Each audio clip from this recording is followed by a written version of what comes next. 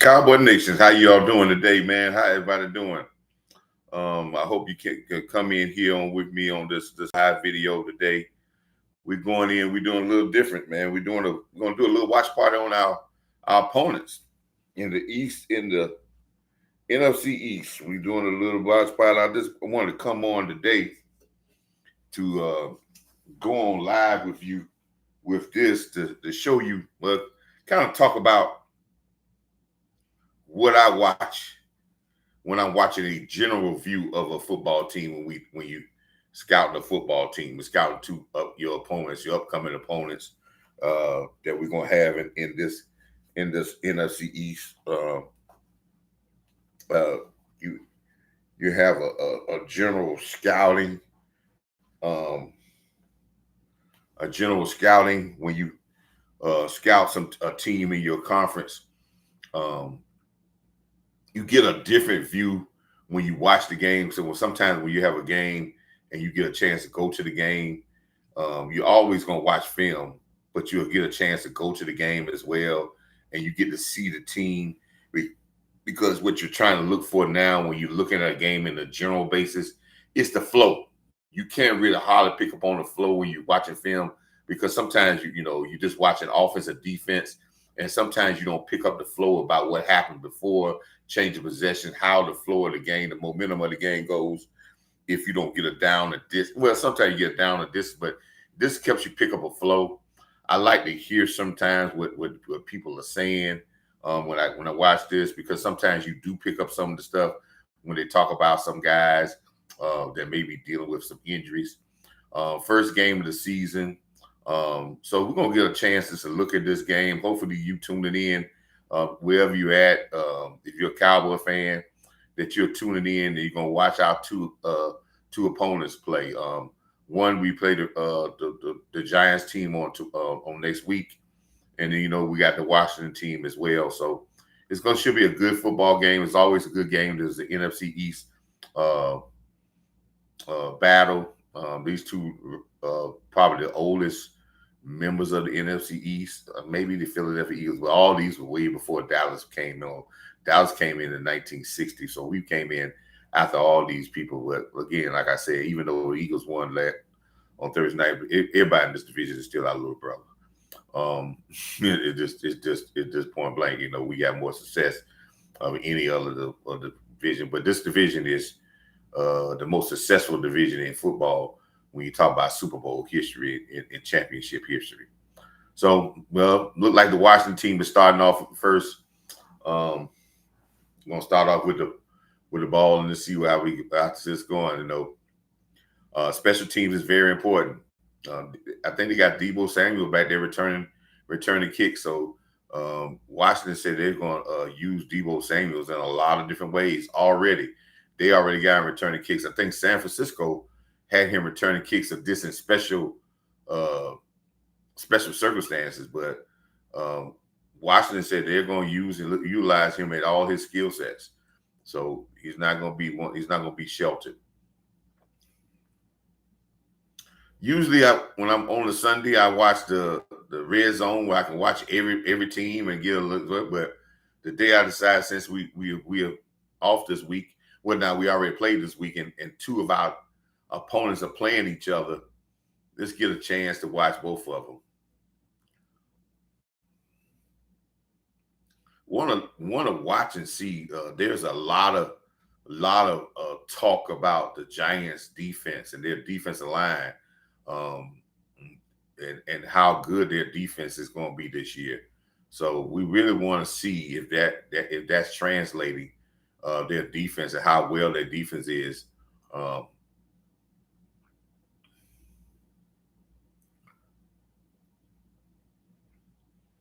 one thing I do notice about Washington, with their offensive coordinator and with their quarterback is running, they spread you really wide. They attack you outside, but they also attack you upside. They want to run the ball. Running is the basis of this offense. Passing is for them to strike big. Running is what the basis of this offense is. Um, a lot of people think Junior Daniels is going to have huge numbers like 300-400 yard games throwing the ball. And I don't think that that's what Jalen Daniels is going to have. I think one thing, he's taking too many hits. He took 2 hits. And I think he's a young guy, and he's he's wiry, but he's taking too many hits, because eventually that's going to not play well. So he's taking a lot of hits. He's trying to run through a lot of hits, and he's going to find out that's not the way you're going to be built as a quarterback. Taking so many hits. A lot of people don't understand why quarterbacks that when somebody say the quarterback taking too many hits, quarterbacks don't get hit during practice. They don't get hit unless it's to the games. And if you start taking those hits and you only taking them once a week, you say, "Oh, well, that's okay," but your body's not used to them, so it can start being a taxing on your body if you start taking those hits in the game, because you don't want to take too many of them. But I don't think Jalen Daniels is ever going to be a 400-yard passer. He's going to be a complete quarterback where he says his yards rushing, his passing yards. But if they can't run the ball with him, it's going to limit his effectiveness. Running the ball, having a quality, consistent running game helps him be more dynamic. First third down play for the Washington team, and then they have a penalty. Now it's going to be third down and long. How are they going to? I don't know what's going on with my hat, man.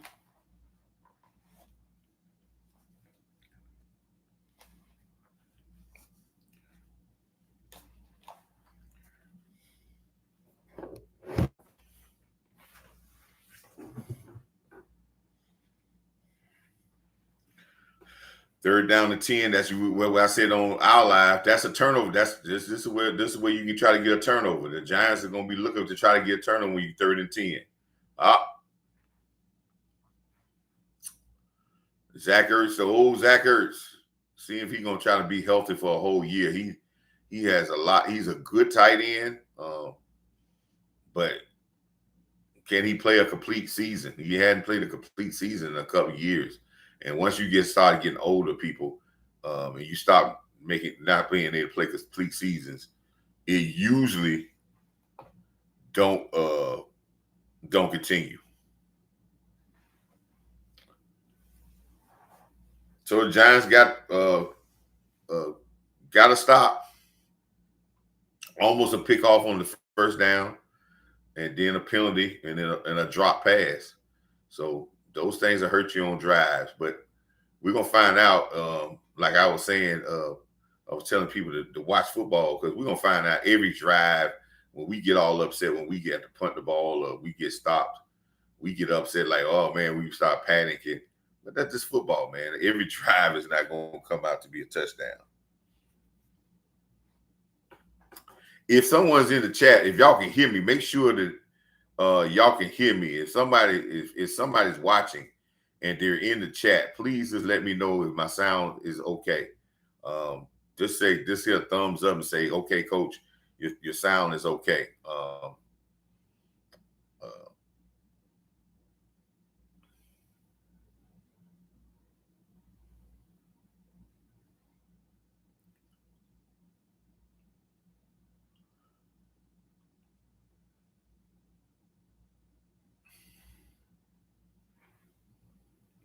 Appreciate it. Thank you, sir. Well, we got, it is a good thing. So, sometimes it's really good, man, to watch other teams. And I think sometimes where you get to watch other teams, and that's why I watch the Red Zone. I like when we play 4:00 games and I get to watch the Red Zone between 1 to 4.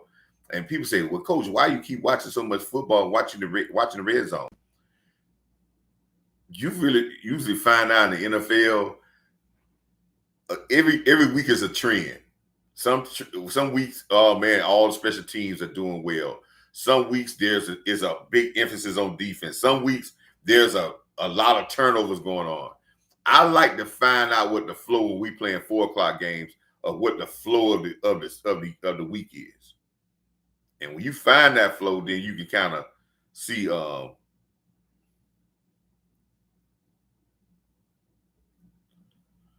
Yeah, you're right.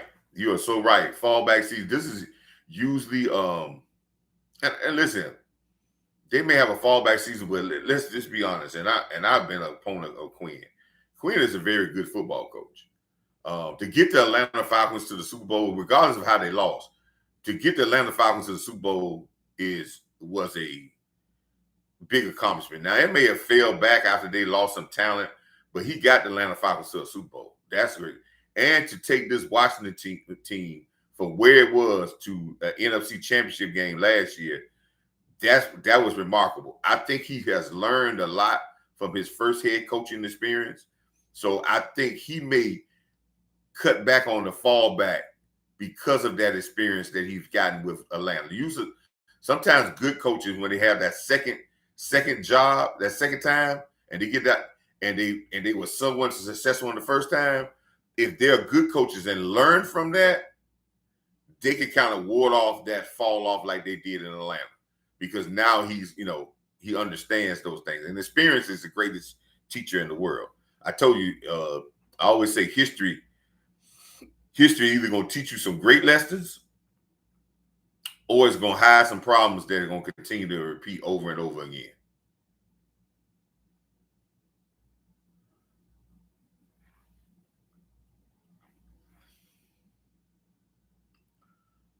One thing I'm watching what Washington is doing for the first two plays of this game. They're pressuring Russell Wilson. And let me say something about that. You must pressure Russell Wilson. You cannot allow a veteran quarterback stand back there and survey, and he still got some legs. You got to make him make quick decisions and get the ball out of his hands fast. You cannot let him sit back there and read people with his eyes because he'll be surgical with you. Ooh, that was a tight pass. That was almost picked off. At the defense, oh man, they would have been looked up. That might have been picked off. But what I'm seeing from the Washington team, and it's the exact thing I want to see from the Cowboys team. We must play closer to the line of scrimmage. We must start trusting our guys to say we're not going to allow big plays, but we need to be playing what I call moving forward. The last game against Philly, we was laid back so much where we allowed Jalen Hurts to take his time. If he didn't have somebody, he would run the ball. He throwing 5-yard passes where, we kept giving him 5-yard passes. Once we found out that he was just going to throw those underneath passes, what we should do is move our defense up and say, okay, corners, y'all might be on the island there, but I got to trust Diggs and Bland because they're our top corners. I got to trust that they're going to be able to stop those deep passes. I need to move the guys up so we can be a little bit more aggressive. And that's what Washington is doing on the first possession on the Giants. They're crowding the field, they're crowding the line of scrimmage, and they're making they're not any screen passes and all that stuff. It's not going to work. Underneath pass is not going to work against the Washington as we see early. So this is something that we need to take a look at, people.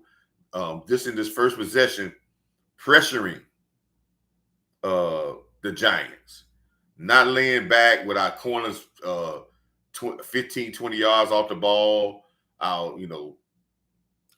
corners, not really tight when they run the ball. Our corners still at. This is what I didn't like about our play last week. Early on in the game, our safety was 15 yards off the ball. When they threw underneath passes, we didn't see a lot of guys flying up and miss and coming at the ball. That's what I want to see with this defense, our defense. This is where we started to see the beginning of this game. That's how Washington was playing the Giants, attacking. The ball, see the ball, attacking. That's what I want to see from our defense, attacking. Because if you don't attack, in this NFL, you, you're gonna allow these guys to make plays, and so what I'm trying to figure out, what we're trying to look at, we're gonna look at film this week on the Giants, but what we're trying to find is game flow, what we can see early on, and that's when I was coaching, I only coached high school, and sometimes we played on a night and a Thursday night because we played and had to, sometimes we played on Thursday night. So sometimes we went and saw the next opponent on Friday night, wherever they made to go. Now we'll get film from the other team, but we will go as a coaching staff to watch the other team live. And again, the reason why you watch the game live is, or on TV like this, is because you can see what the game flow is. You can see what happened before. You can kind of get a game flow and see how teams react when certain game flow. Sometimes film don't tell you that.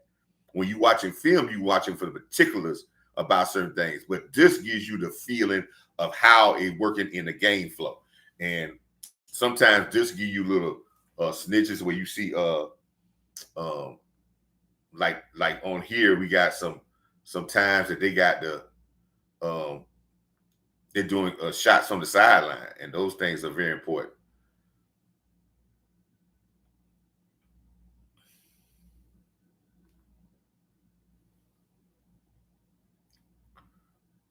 My NFL ticket is acting funny. I don't need that to happen right now.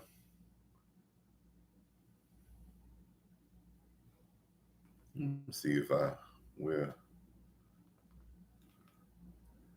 Y'all stay with me because right now I'm not into the game because my NFL ticket is acting really funny. I might need to go to the DC Fox channel, and that's what I think I'm going to do.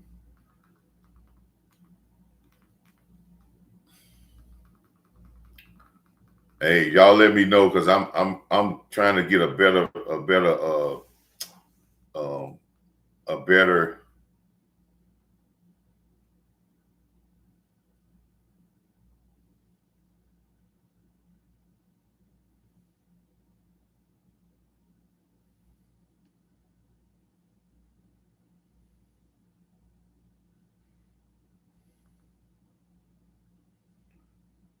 trying to get a better telecast of this game.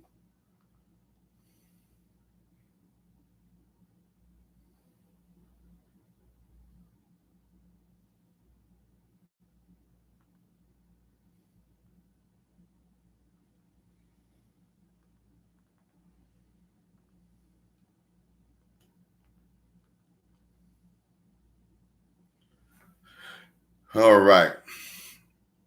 Right now, right now, I'm trying to get a better telecast of this game, man. I'm updating my little system here, man. So if y'all see anything big, just put it in the chat, man, because I'm behind it. When you always trying to deal with Commanders and Giants, there's always some technical stuff going on because they when you have little boy football, man, sometimes they don't have the best viewing quality. Um,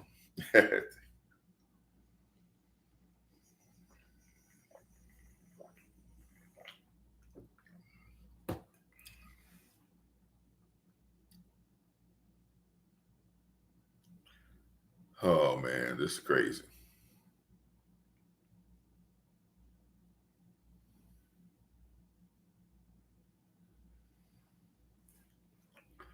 This is really crazy. I can't get this stuff to update. Giants and Commanders. Okay, let's see what we got here. Maybe.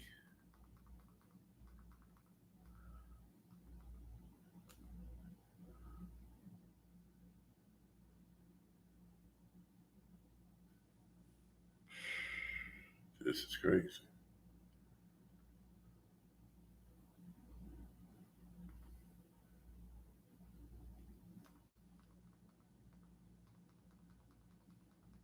Now this won't come in.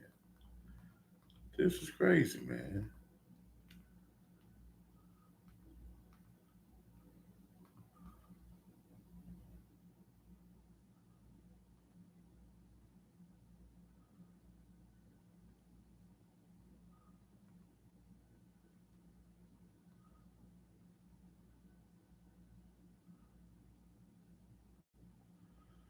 All right, we got timeout on the field. Um,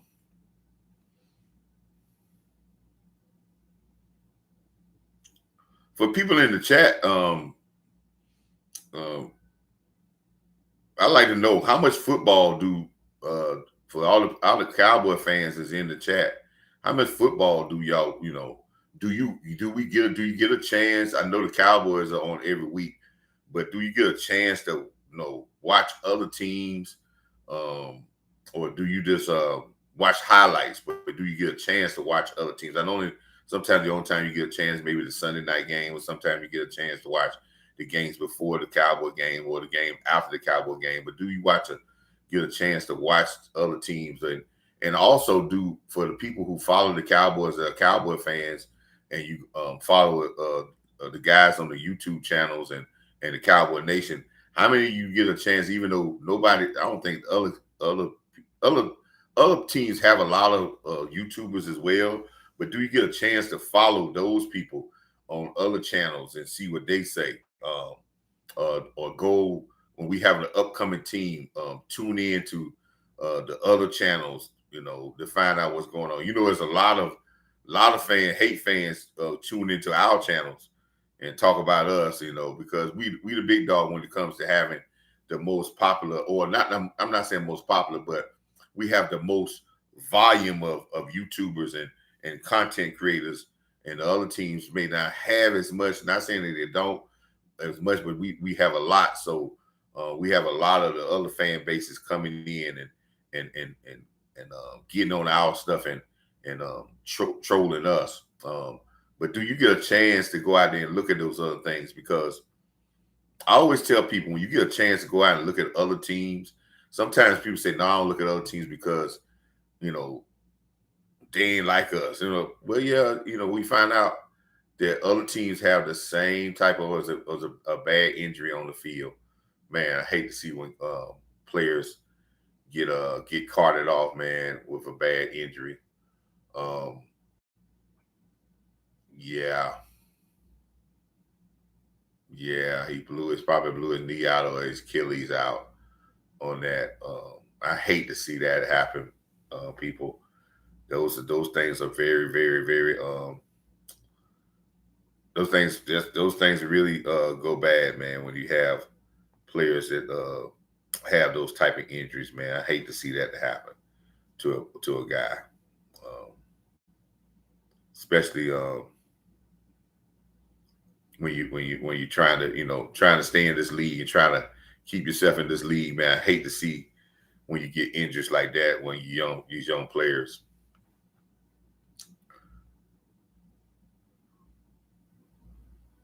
So it seems like the Washington has gotten two plays and they're down in the red zone. I missed a lot of what happened before, but Washington's down in the red zone. Again, Washington try to spread you wide, but they want to attack the middle of the field. And if you watch Washington, uh, their offense coordinator, his name's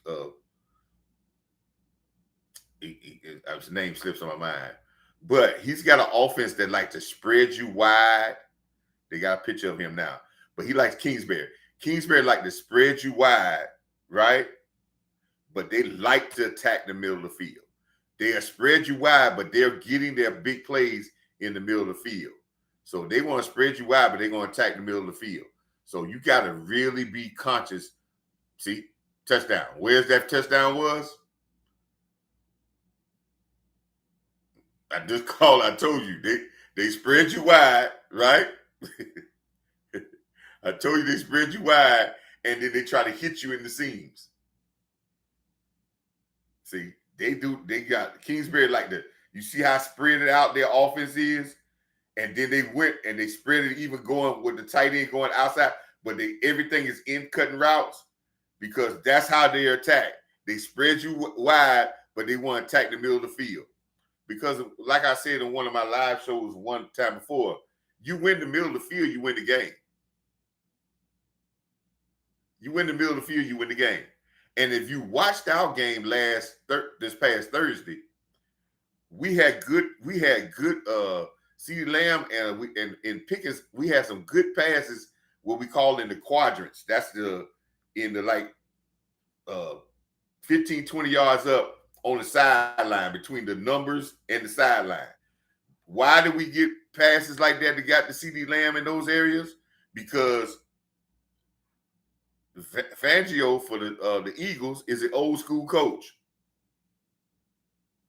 And what I mean by old school coaches say, we're not going to let you attack the middle of the field. We're going to guard the middle of the field. If you can hit them in outside the numbers in that little area with some good passes, we'll let you try to do that because that takes a good pass. But we're not going to allow you to have the middle of the field. That's an old school philosophy. That it still works because you win the middle of the field, you win. If you give up things in the middle of the field, you lose. That's the same philosophy. Boxing has the same philosophy. If you let the man control the center of your body, he's going to win the fight. Same philosophy. If you allow the team to control the paint in basketball, usually they're going to have a chance to win because they get more paint points. In baseball, if your pitcher and your catcher and you can't have no good center fielder and the ball's hitting in the gaps and they get extra bases, you're going to be at a disadvantage. So you have to control the middle of the field, the court, the center ice in hockey. If you're allowing the center man to go right up the middle where he can distribute to the right or left, it compromises your team, and they can score easily that way. So again, Washington wants to spread you wide, attack the middle of the field for their big plays. Now, they'll get some plays with Jalen Daniels will run outside, but their big plays is going to come in the middle of the field. So it seems like the Washington is starting off like they left off last year. Making big plays. Kingsbury is, 8 plays, 89 yards, 4 minutes off the clock. Good drive. You had a couple of big plays in there. You had to have some big plays in there to get 89 yards. I missed some of the plays earlier. I missed one of the big plays because I was my stuff was loading back up. But again, very good drive. They starting off just like their offense did. If anybody tell me this Washington offense is more to me, this Washington offense is more explosive and more I wouldn't want to play against this Washington offense. I would rather play against the Eagles offense than this Washington offense. And I know some people say, well, Barkley, no, I'd rather play against the Eagles offense because I think the Washington's offense is a little bit more sound. Now, maybe this new offensive coordinator at Eagles, but when they had I think this Washington offense is a very good offense, man. And Jalen Daniels is going to grow in this offense. And again, if you're look at what they're doing to the Giants offense and Russell Wilson. They are attacking. They're getting up the field. See how that defense is? See, Russell's not going to take no hits. Russell's going to got too old to be taking hits. Pressure on this thing. So if we got to, I think some people say we got to always have it with defensive ends. No, in this new NFL, you manufacture pressure. If you got to bring a free guy, bring a free guy. But I think they're doing a good job of applying pressure.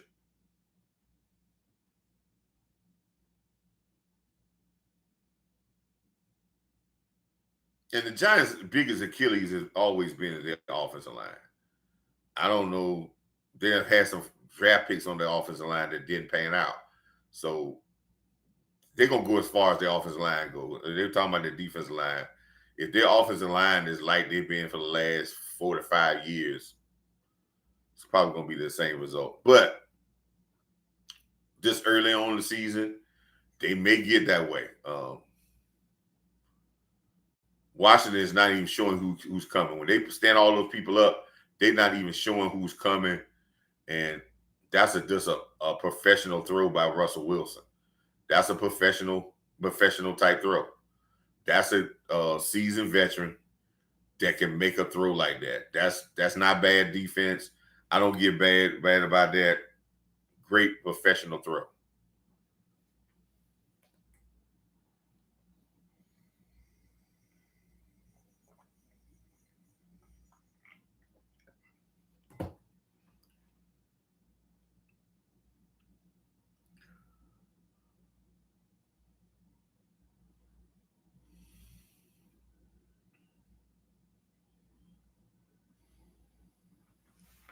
If y'all can excuse me for a minute, I'm going to step away for a second, but I'll be right back.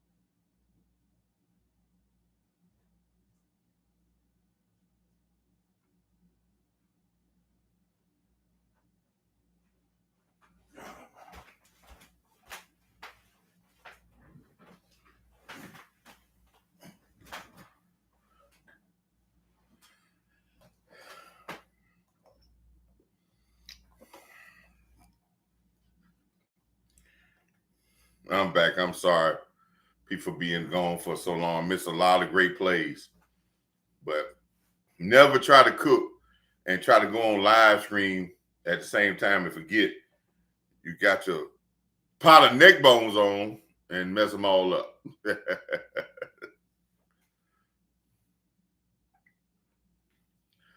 So, see, like the Giants got into the red zone. I don't know how they got in the red zone. Look at Russell Wilson, still got some good legs, but he took a hit there. That's a real big time hit. But they got some veteran quarterbacks, and so Russell is really playing to the point of saying, uh,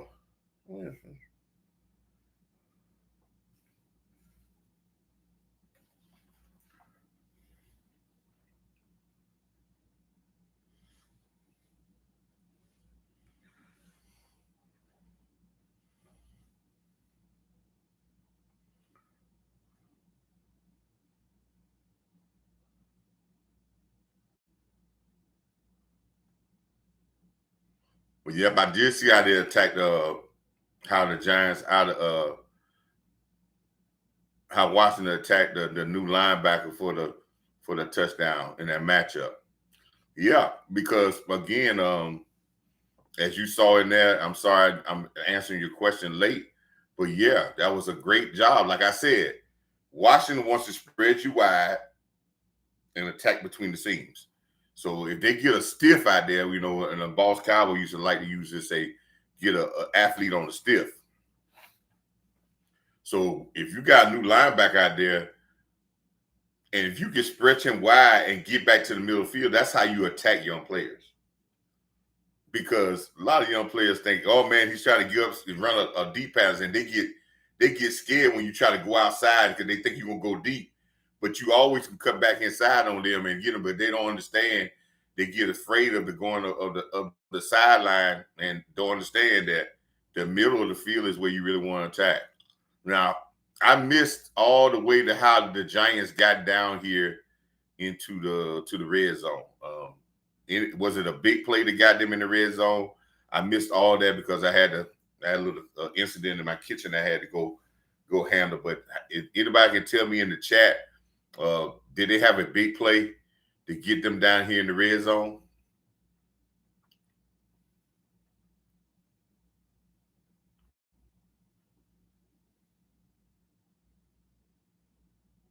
Was it a big play to get them down here in the red zone?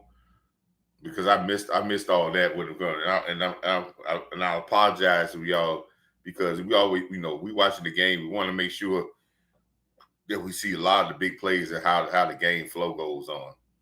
But it seems to me in this game that both teams, man, this NFC East, folks, is going to be real tough. It's going to be a bloodbath in this NFC East. And I think all the teams in the NFC East has to be very just moving the chains, okay. But all the teams in the NFC East have to be very, very conscious, very conscious of their games outside this conference because we're going to beat up on each other in this conference. So if you lose some of these games outside the conference, man, you could be really looking at trying to make the playoffs hard because this division is going to be tough. We're going to do some damage to each other in this division. We're going to do a lot of damage to each other in this division. So it's imperative as when we go out in these outside division games, like when we play the Panthers, we play the NFC North, like the Minnesota, and we play the other guys in this division. It's going to be imperative that we win most of those games because our division is going to be so tough because it's going to be a good game in everybody in our division because I think our division is going to be just ultimately tough. I don't know how did oh we got him for putting his hands up in the face, but you still I mean, God, if you put his hands up in the face, He still held him. That's 2 flags. Just because he put his hands in the face don't mean that the guy holding him.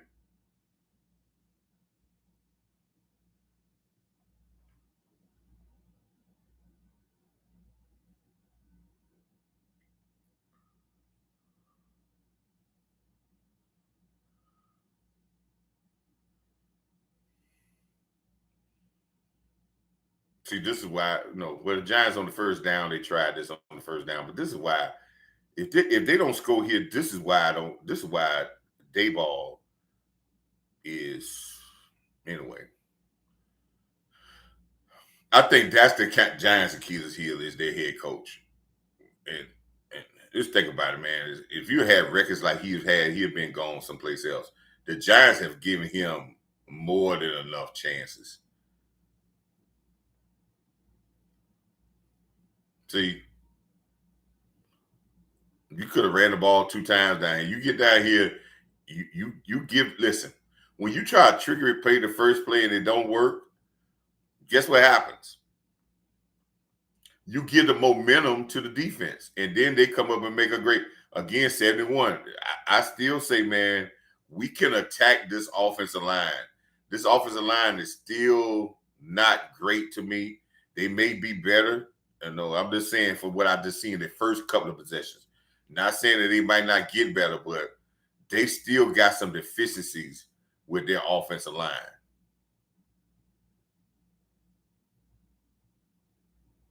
Yeah. What I said but y'all getting some great commentary. That's why I said when you ran that first play, you see my expression when they did the first bootleg. I was like, man, why you just ain't running about? Because now you give the team momentum. Now you got to go on the 4th down. And Washington is pressuring. They're not waiting. They're coming.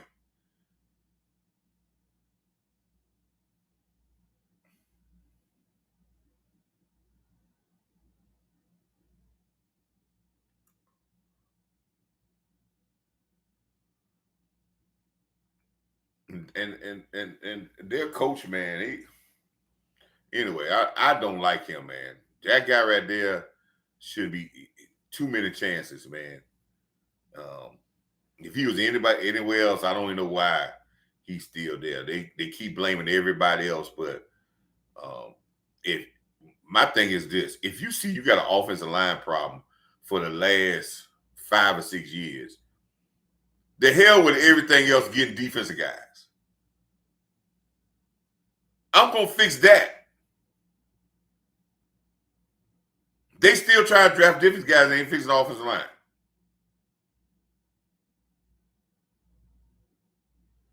I just don't understand, They're like his offensive line it's all right. We can be okay with that offensive line, but it's just crazy. And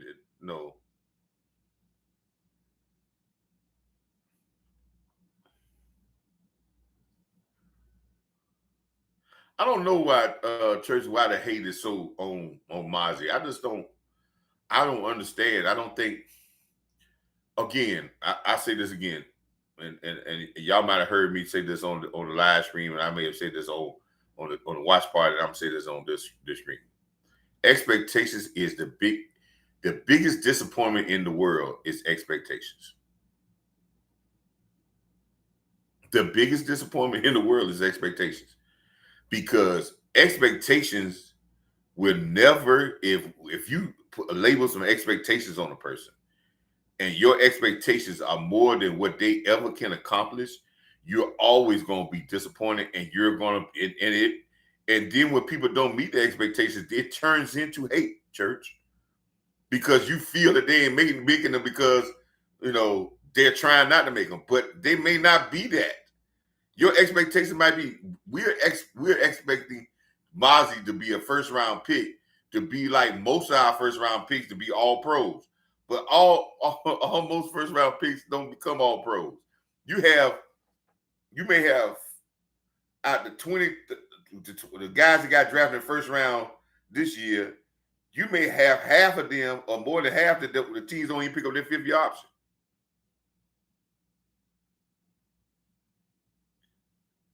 And anybody who drafted at the 20th pick in the first round, people would tell you they consider them people when grade wise the second round grade. There's probably only about 10 guys in a draft that are really graded as a first round draft pick.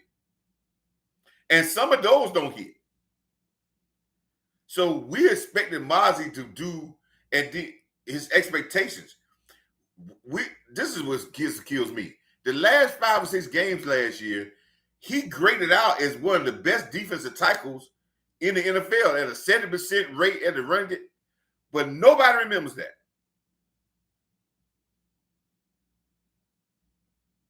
They want him to have 15 sacks. They want to have Aaron Donald numbers. It's crazy. Boss Cowboy did a show last night. Church, I don't know if you've seen the show yesterday. The Boss did a film section. Everybody was talking about, I heard people talking about, since nobody mentioned Osa's name, they didn't talk about Osa's name or somebody ain't saying nothing about Osa's name. Everybody said, oh man, Osa must have it. When you watch the film, Osa was damn near unblockable. But he didn't get no sacks. He didn't get no woo-woo plays.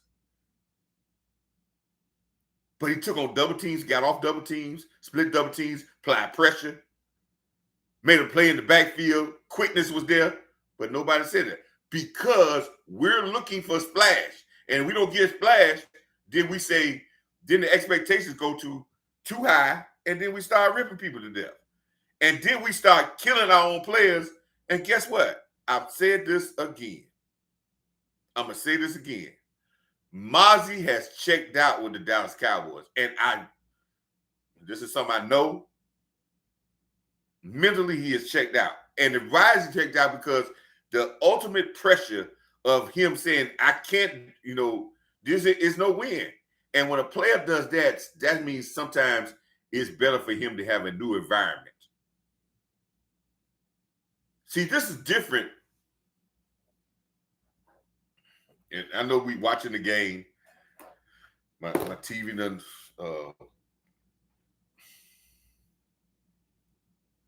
crazy thing and gone messed up again on me. So hopefully we get it back. I don't miss another 20 minutes of the game. Let's talk about it. Let's talk about the Cowboys. I know everybody want to get. We're going to talk about the Cowboys. I want to get this back because we brought about Mozzie. Sometimes a change of environment is good for a guy. Mozzie might go someplace else and don't even talk about the scheme. He might go someplace else and you may see the real Mozzie come out, and the expectations where he may go may not be for him to be all pro, but just to be a great guy, run defense or do some things and be good. And he'll be very good for that team, and he'll probably have a great career because I don't think he's garbage. And the reason I say a change of scenery would be good for him because there was never no question about his hustle. There's no question about none of that. It's just a mental thing, and he done toned this out because unless he get Aaron Donald numbers, nobody gonna say he done good. Other people could do just as good, and they'll be fine. So that's what changed the scenery. Some people compare that to George Pickens. Here's the difference between, and I want to make sure I say this. Here's the difference between the change of scenery what happened with Mozzie and the change of scenery with George Pickens. The change of scenery with George Pickens had to do with effort and stuff that was sometimes discipline. Everybody want to act like it's not there. It was there. When you're in Pittsburgh with a Mike Tomlin team, it was there. Just like it was there with Brown. It was there with all the others. It was there, and it revealed itself. Now, not saying it can't work no place else, but you got to be an ironclad guy on them, and it's not that you can say, well, it went there, act like it's not. Because it will eventually, so sometimes a change of scenery doesn't help that type of thing. It's got to be a change of how you handle them from the start. Sometimes you see guys go from first round draft picks go to other teams and they start playing well. Sometimes it's a change of scenery because if you lower the expectations, now they start to play because they start to play in there and they start to feel comfortable because the expectations ain't too high. Sometimes you let a guy go because he's just a problem player, and sometimes that just don't go away.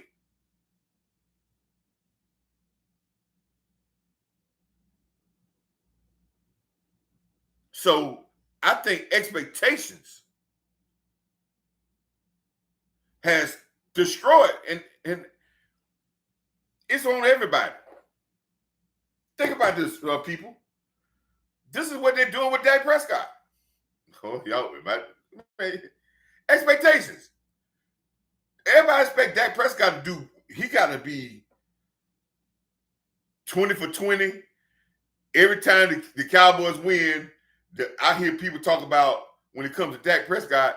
We talk about with the Cowboys when we talk about Dak Prescott.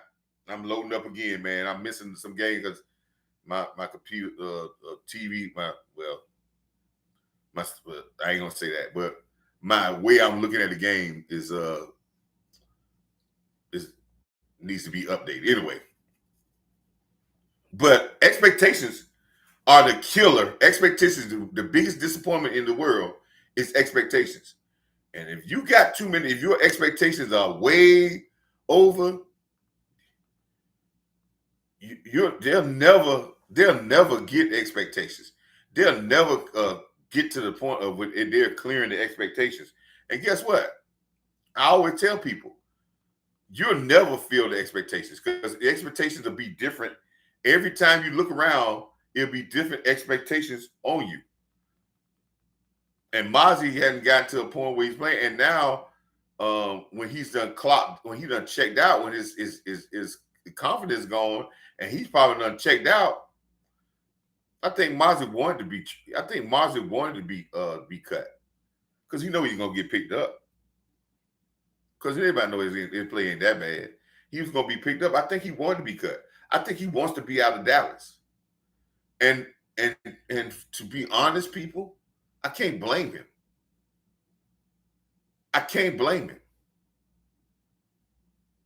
Here's a guy that's not even played, and we're talking about him, and he didn't even play that game. For him to get out there for you to criticize him. So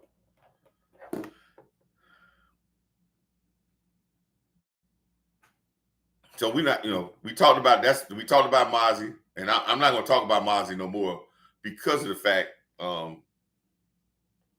don't think it's. I mean, it's really not. There's really nothing to talk about when it comes to Mozzie. I wouldn't even go into the point about talking about Mozzie in this case. But man, I want to do this watch party, man. I got a lot of people in here, but I just can't get this game to stay on, man. I know it ain't like there's a lot of people watching this game. This is crazy, man. I can't get this game to stay on my TV. Let me see if I can go to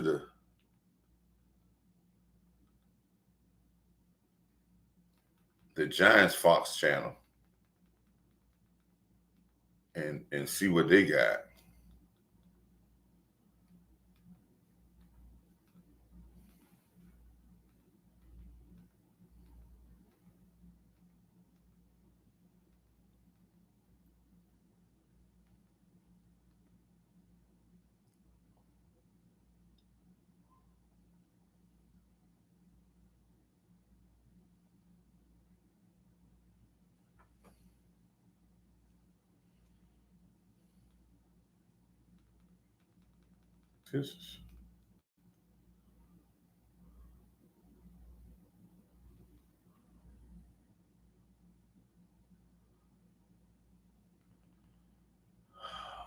This thing is crazy, man.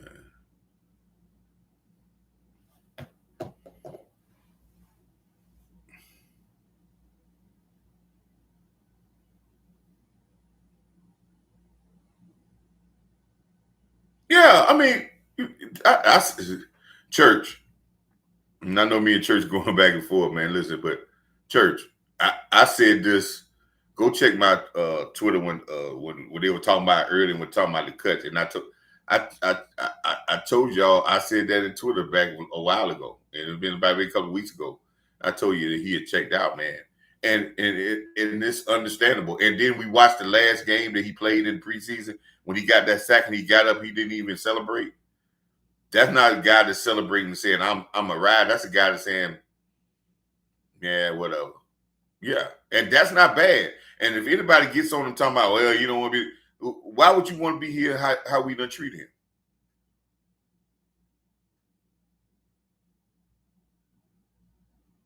Why would you want to be here and you get treated like that? We didn't encourage him and say, hey man, Mozzie, come along. We blamed the whole running game against him. Why would you want to be here and you get treated like that? And that's just point blank. And nobody would, if anybody out here said, oh yeah, I will be, it'll be all right if they treated me like that, I would have, yeah, I would, the superstar, they suck it up. Well, again, we're putting expectations on somebody about something else. And then I hate when people talk about, well, he's a first round draft pick. All first round draft picks don't become superstars, but they may fill a role that may be for your team. And we don't know if he would have became a superstar or not. But we gave up on him, and when he started to improve, we still got on him even harder. So why would he want to be here?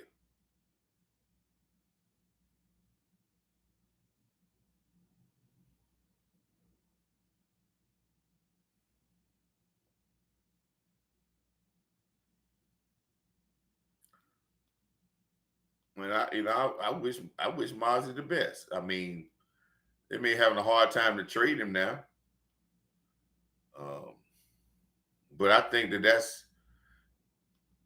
I mean, cut bait with him, get a fifth or sixth round pick, move on. Don't need to keep that type of stuff in your locker room. I mean, it's not this. It's a bad thing with him, but he done clocked out, man. He done checked out with this team. I think he can go on to be a very good defensive tackle somewhere else. And I think he and his teams out there they're looking at the film and say, hey, they can use Mozzie Smith.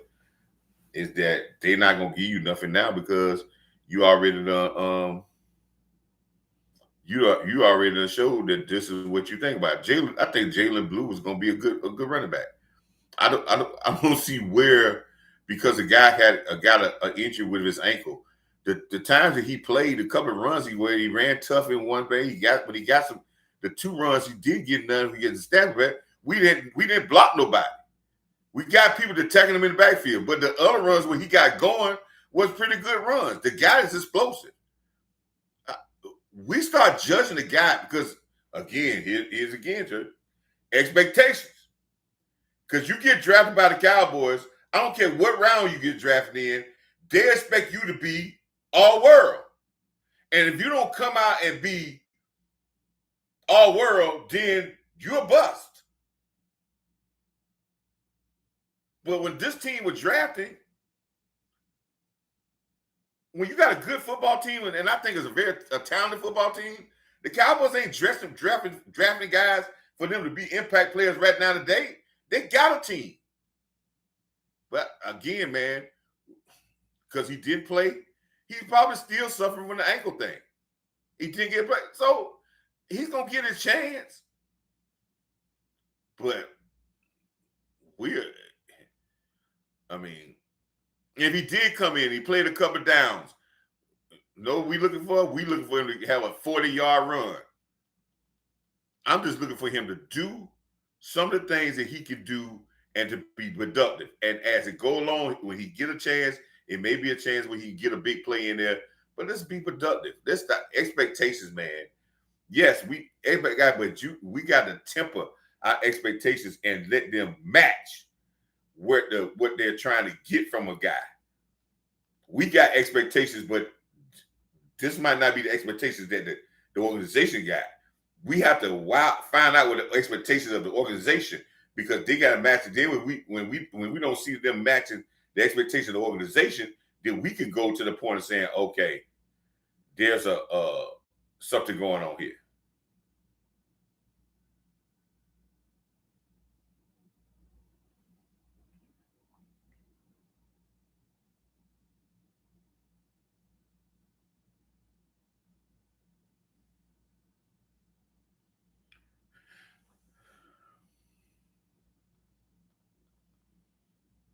Now we got two guys that being investigated for capital murder of an intern in D.C. I wonder how all that happened. How that happened? How can somebody be? They have breaking news for an intern, a major crime like that in Washington D.C. How that happened? And we got the federal people there.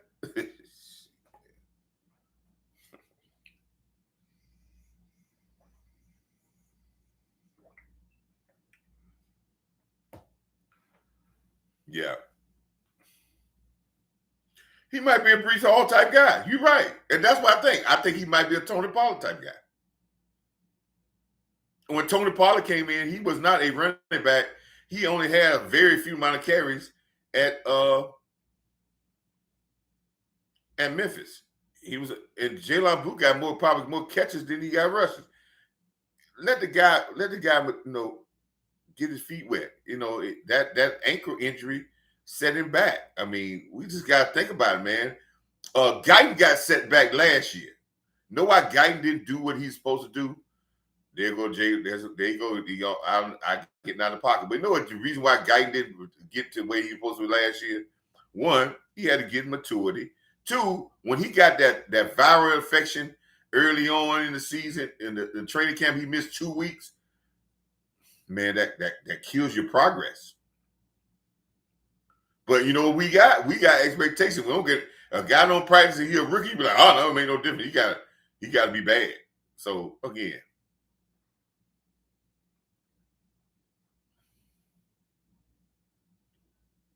the Giants don't look so.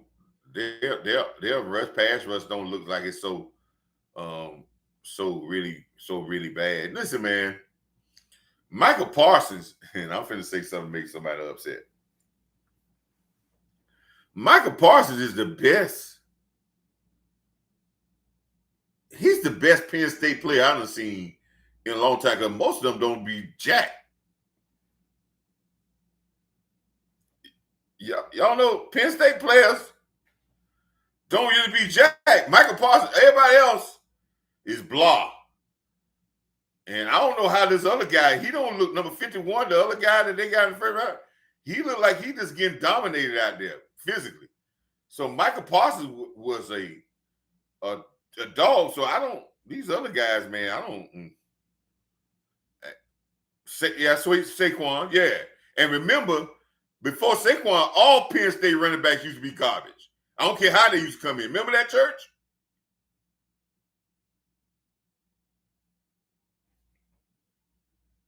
Yeah. When Penn State used to put out running back, and all of them used to be garbage. They used to be great coming out, then they used to be garbage. Saquon was a difference. Look at that. There you go. Outside. Very good. Great run by, look at that, the back. Again, you know how that back got outside? Because, like I said, Washington spreads you and they tack you in the side so much that after a while you start doing it, they jump outside and get up the side, man.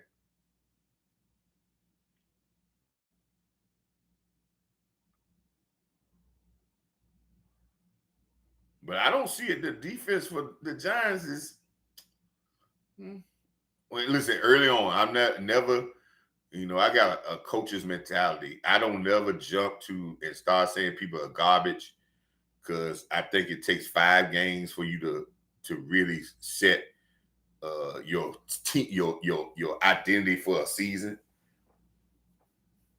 especially when you only have 3 preseason games now. So, and when you're dealing with an offense, and I always say the Washington offense and Kingsbury is very. you got to be a very, very aggressive with this offense, because if you allow to sit back on them, their speed and stuff like that will start getting you problems. As y'all can probably tell, I'm a pressure type defense, pressure type coach when it comes to defense. The reason why, because teams have now become so quick and so versatile with stuff. If you are sitting back and wait for them to attack you, they're gonna have you all over the place, and they're gonna control the tempo. I'm more of a defensive coach, like to control the tempo. So I want to force you to do certain things. And that means by being a little bit more aggressive and forcing and having people coming forward, if you don't tackle well and you're not disciplined, it can be acceptable to big plays. But that's where you have to trust your team, your players. But you rather for them to be aggressive. I think, again, going back to what I said earlier, I think where we made a mistake last game against Philly is at the beginning of the game, we were laid back. And I think sometimes that, and I'm going to say that it wasn't a scheme type thing. I'm going to say that because maybe Eagles was trying to figure out his team, and that's understandable. But we was a little bit laid back, and we allowed the Eagles and their quarterback to attack us. And, and he attacked us with just general stuff, like getting out the pocket and going up the sideline type stuff, the general stuff, not nothing big, just the general attacking of attacking us. And that gave us some problems. Then when the second half came, we went back to attacking. We started bringing the backside corner. And I said that in our live stream, when we were watching live stream, I said at halftime that we had to pick up the pressure to change the flow, the speed Philadelphia up. This is the exact same thing I think when we go into this game. From the general outlook, where I'm seeing early on, by just looking at the Giants with an older quarterback like Russell Wilson, you have to speed them up.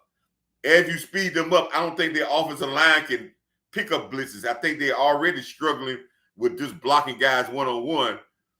Now when you start bringing blitzes and you start putting them pressure for them to have really one-on-one blocks, now you're going to allow Osa and your inside people to get loose. Now you're going to allow Fowler and your other guy, Sam Williams, and your young guy to get loose, because they're going to feel this pressure coming from all over the place, and that's going to allow you, when you start manufacturing pressure. I think the new NFL, if you watch the new NFL, you're going to see all around the league that teams are manufacturing pressure. Tell me how many teams have like big-time pass rushers anymore. That's become because guys are getting the ball out their hands so fast. You have to manufacture pressure now where you have guys running free at the quarterback. Because if you take some time where you have to go through a quarterback and beat a guy and get to the quarterback, guys are getting the ball out their hands too fast for you to do that. So now it is going to, if you start blitzing people and getting free people and making hot calls, those things are helping the pressure in the quarterback more than just going out here with four guys and say, we're going to beat you and get to the quarterback, because they're getting the ball out free. And they don't care if you got 8 guys, 7 guys in defense, because they're still getting the ball underneath. So, yes, manufacturing pressure helps your pass rushers, because now it really frees them up to one-on-one blocking. And sometimes teams make a mistake and allow your main pass rush to get to the quarterback, because they're trying to stop that safety, stop that corner from getting there.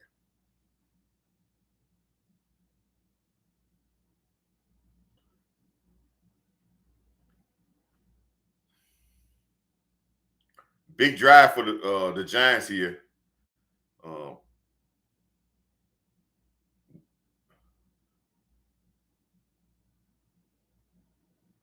And they are pressuring.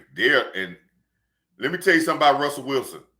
Russell will throw the ball deep. Russell is an old school quarterback. He loves the big play. So Russell is not going to nickel and dime you. And we got nickel and dime last week with Hurts. Hurts will nickel and dime you and then pick a chance you to take shots. Russell Wilson is going to take shots. And you can best believe that. There ain't no doubt about it. Ain't no getting around it. Russell Wilson will take shots because he feels like he wants to take big. He wants to get big time plays. And I understand that.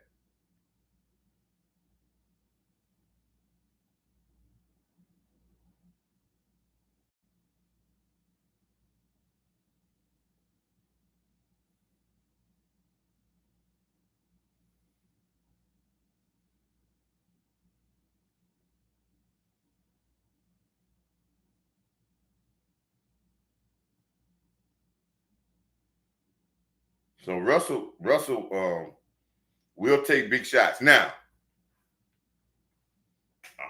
hey, I'm happy with Bland and Diggs with their receivers. I want to pressure. People be talking about we need a front four. I need these linebackers, these safeties, to apply pressure. I need this defense moving forward. Again, I've said this on several live occasions, and I think some people, and I hope I can get a chance. I hope one day I get a chance. I ain't talked to Okoye in a while. I need to give him a call and see if I can talk to him, and me and him could talk about this.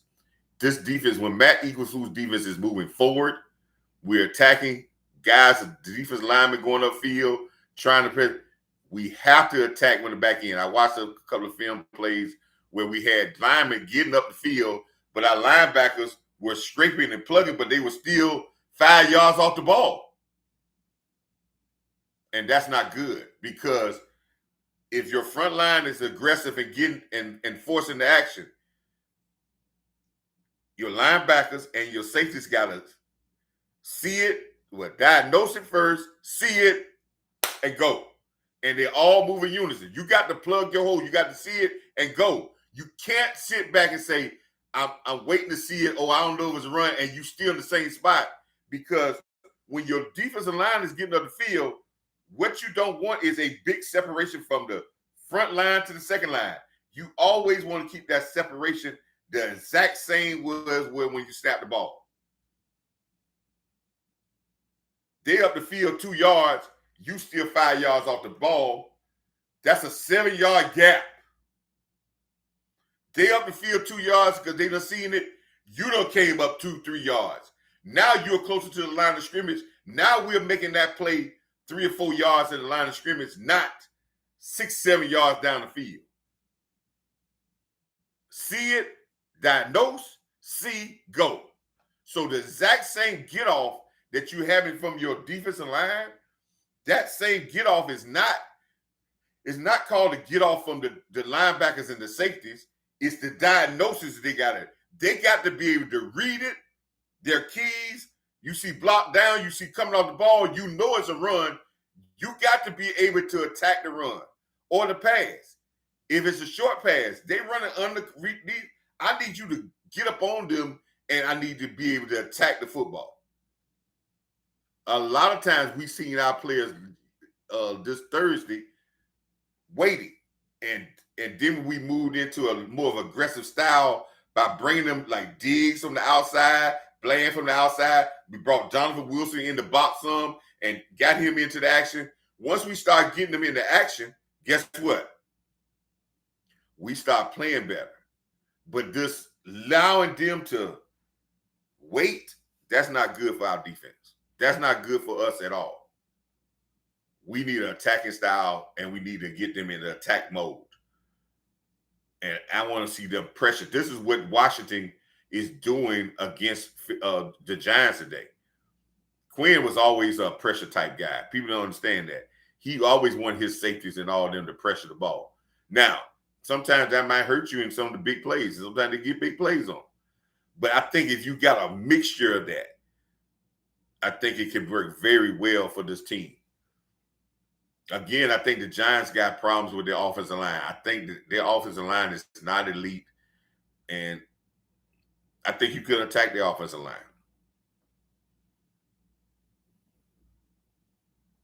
But Washington is doing it with guys standing up, because when you have a guy standing up and you got a lot of guys close to the ball, you don't know where guys coming from, and it puts your offensive line on edge. Look at that. This offensive line again. I'm gonna say this again. It's great. This offensive line, for what I see early on, it's the exact same offensive line it has always been. And that has always been a problem in New York. And it seems like it's still yet. And I see a lot. Look at it. See how they brought the linebacker number 4? They brought 5 guys. They're not allowing guys. What I mean by you bringing guys, some defenses don't want guys just guarding air. If I got a linebacker that's standing on backside, weak side, and he's got weak side middle zone, and you got a lineup, and I'm looking at the lineup, and you with your film study, they're not gonna really run nobody in your zone. I don't want you standing out there guarding damn air. You might as well go and press the quarterback. They ain't no need you guard air.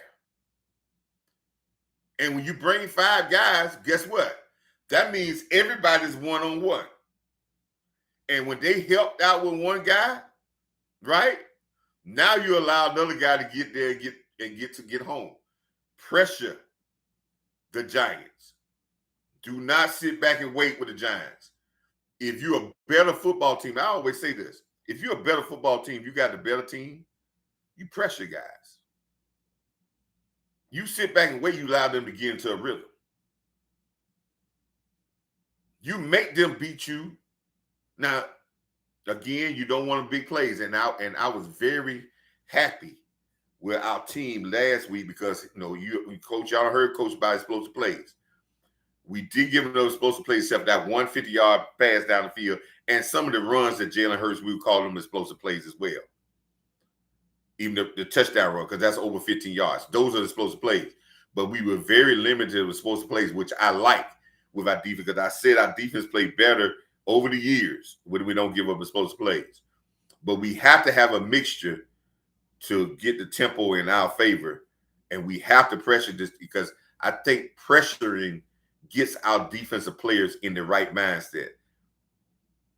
And nobody did a film study, and I'm not real good. I watch film, but I ain't really good at cutting and dicing and putting it on one day. But I can tell you, I do watch film, and I'm gonna tell you again, I'm still watching our safeties. I'm still not happy with our safeties. Do not get confused about Malik Hooker having the most tackles. I'm still not happy of how those tackles are. You are safeties are intimidators. If you're not breaking up passes, you must be a factor in the run game. Not 10, 11 yards down the field. I need Donovan Wilson and Malik Hooker to be impact players. If not, I need to find somebody who might be younger that could be an impact player. And I think they're hiding, because we're talking about defensive line and all the other stuff, and because I'm saying it again, they're the key to this defense. They're safeties. And I hate to see it happen at the end of the year, and everybody say, "Oh, coach, man, just say, okay, let's get a focus on that now, Cowboy Nation." I guarantee you, if we get better safety play, our defense will go over the top.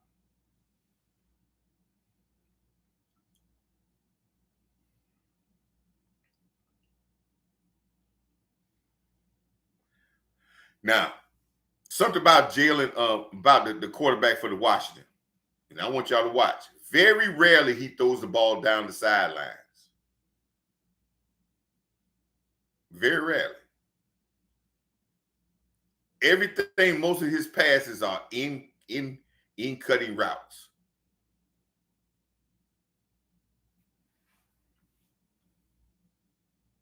Now watch you throw a bomb down the sideline here. No, Listen to me now. If y'all watching with me on watching this game, I'm giving you perspective of how I've seen this team last year. Think about it. Watch it.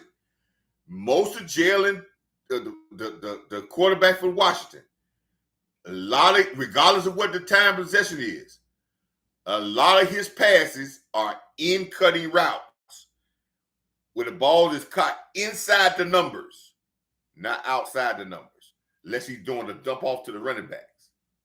He don't throw 9 patterns down the sideline. Everything is in cut because, again, they spread you wide, but they want to attack what? The middle of the field.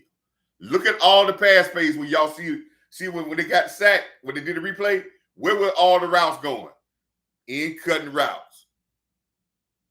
That's something you have to pick up as a coordinator. You say, okay, most of their throws are in cutting routes, so we want to make sure that we take that away and make him throw the ball outside the numbers. Because usually he's not comfortable throwing the ball outside the numbers. That's why he's comfortable throwing the ball in cutting routes.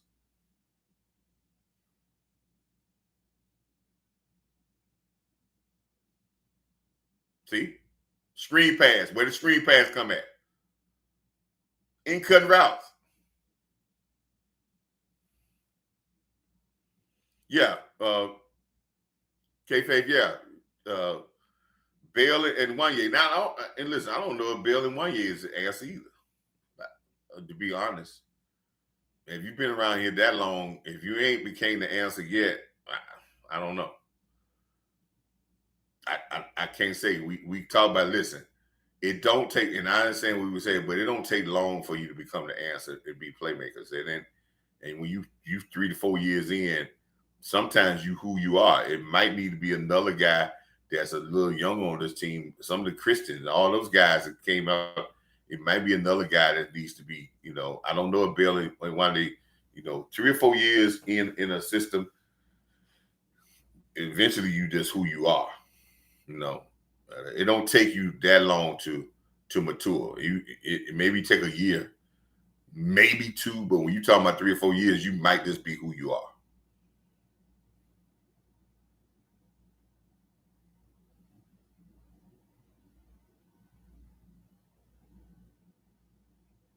Again, Debo's going out, but where he caught the ball at, still was right inside the numbers. Everything is in cutting routes. He didn't get outside the numbers. Everything is caught between those numbers from one side to the other. They spread you wide with formation, but they want to attack the what? In the middle of the field. Y'all learning something about Washington today. So a lot of y'all may have never even looked at a game and looked at that in this stuff and said, well, yeah. Where the pass at? In the middle of the field. Told you. Everything they're attacking is in the middle of the field.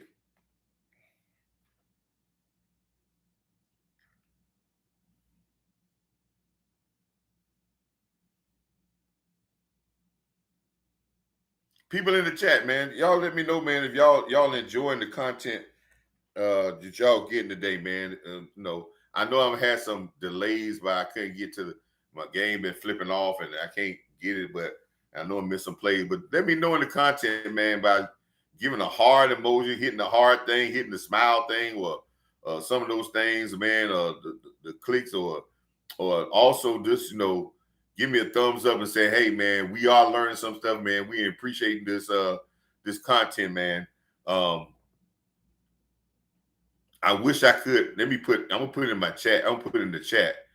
I'm gonna put it in the chat if y'all want to support the channel.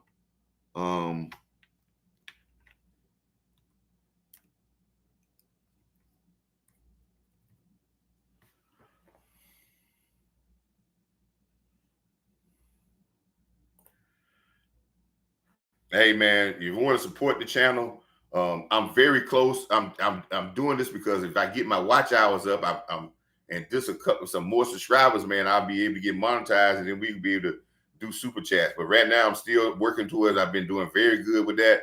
But if you want to support the chat, man, this will go towards uplifting the chat and for me to get the equipment I need to do putting out, because I'm planning on putting some content with our guys in Dallas on the 28th of this month.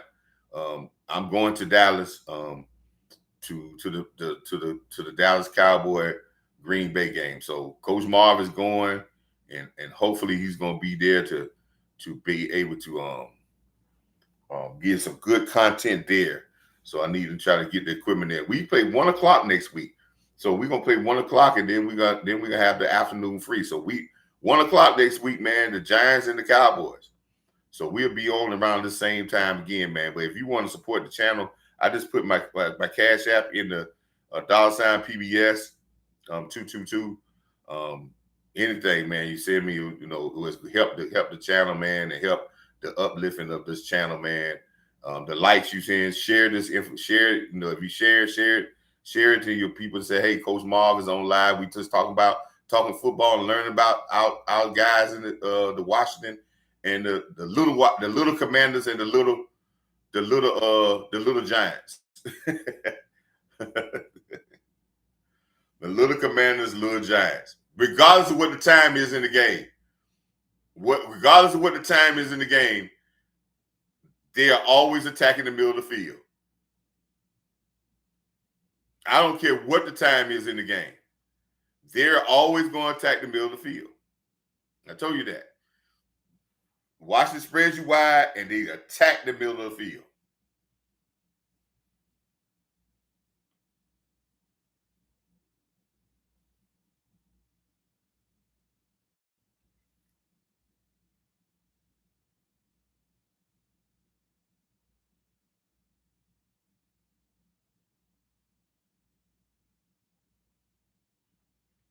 Well, some people say if I wide receiver one, I think it's going to be wide receiver one. Our wide receivers always used to do good against the Giants. But again, we could be able to attack the middle of the field. And we played the Giants every year. We played the Giants. When we attack the middle of the field, CeeDee Lamb got his biggest plays. Again, if you don't attack the Giants, and they seem like they still got that problem, you have to attack the Giants in the middle of the field. If you start getting outside the numbers against the Giants, they're going to be able to control you. But you got to attack their middle.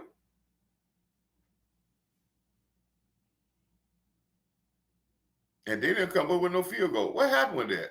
Oh, they got a penalty, and they wiped it out. That's a bad thing for the Washington team to do all that work to get down there and to get down into that situation, to do all that work to get down in there, to get some points out of that drive, and to not get any points out of there. That's not good. That's really not good at all, man. That's not good at all.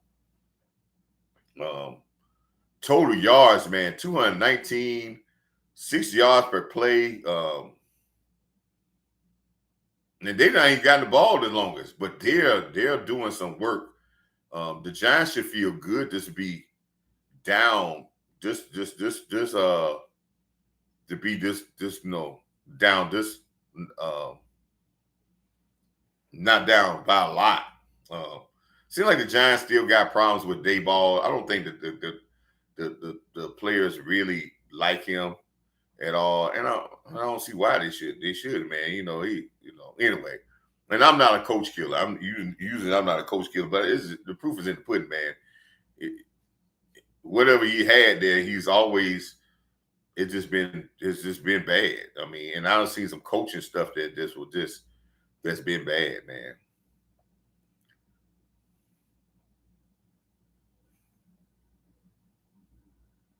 Okay, Daniel. I can't pronounce your last name, but hey, great question. Great question. I mean, great comment. He said, Coach, our offensive wide receivers need to be more physical. I spoke about this on Boss Cowboy show yesterday when I talked to you. Let me get on to that, and that's a great thing because I want to I want to bring this up. When you judge, when you're looking at a team, if you're looking at a team and you scouting another team, when you scouting a team and you scout another team, you give there are certain things you talk about when you get a general scout report. And one of those things is the team physical or not. And when coaches look at teams, they don't look at the physicality. They don't start looking to see if a team is physical based off their offensive defensive alignment. They're going to be physical. They're going to go to war. They're going to go. Where they look at the physicality of a team is your receivers, your running backs, your defensive backs, your linebackers, and your special team guys.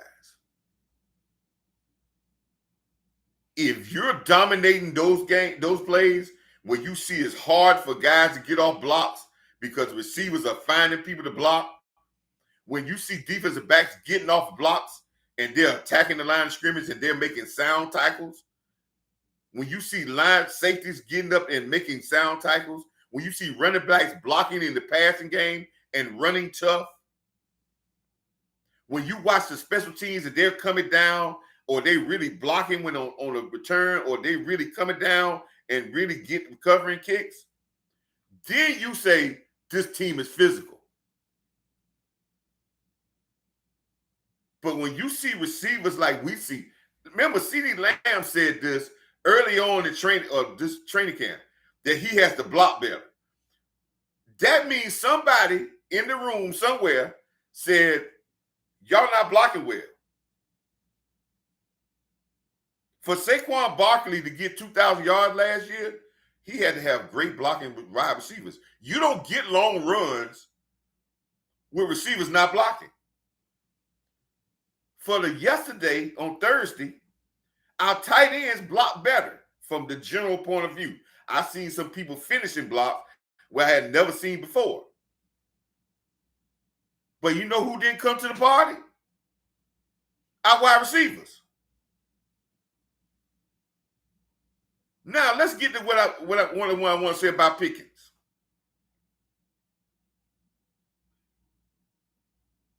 And I hope Pickens here listens to this.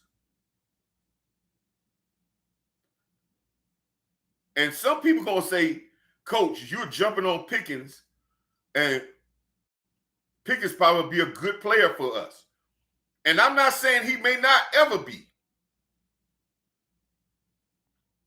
But you were a number one receiver in Pittsburgh. They turned the number one receiver role over to you. You lost that. And not only you lost it, they went and got an older receiver to bring him in here to be number one. And then they really got rid of you. You lost the number one receiver job, and then they got rid of you. And we had questions about same thing about blocking and other things. So that was there. That's not saying that you're not going to be a great player. You are a multi-talented football player.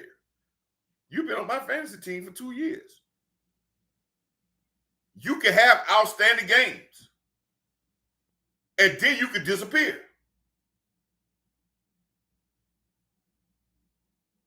But if you're coming to Dallas, and I don't care nothing about CeeDee Lamb dropping those catches because he's not going to drop them all the way, and he has 7 catches for 110 yards. I don't think that's a habit thing for him. But when you come to Dallas, Pickens, you're not the number one receiver. That's why I had a problem when he got there and Lamb talking about, well, we got 2 number ones. No.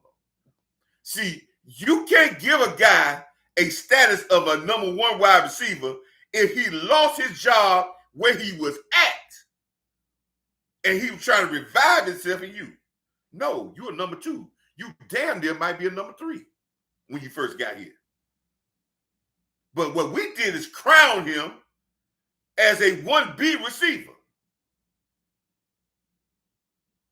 Thinking because you got the Dallas, that all the stuff in Pittsburgh with one of the better coaches in this league with players.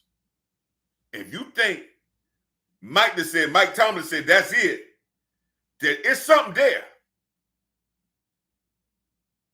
And all this stuff talk about, but when the bullets start to fly, when you get into the game, when I watch you pull up on a block, see, that's the diva.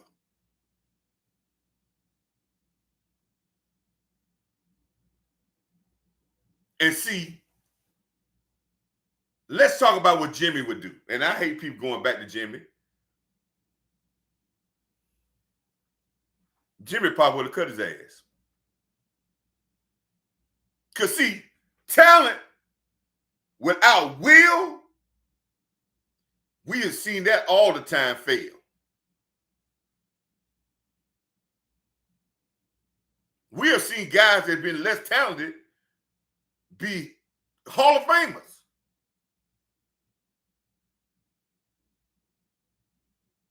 So when you lose a job as a number one and they get rid of you and game one, we see lack of effort in blocking.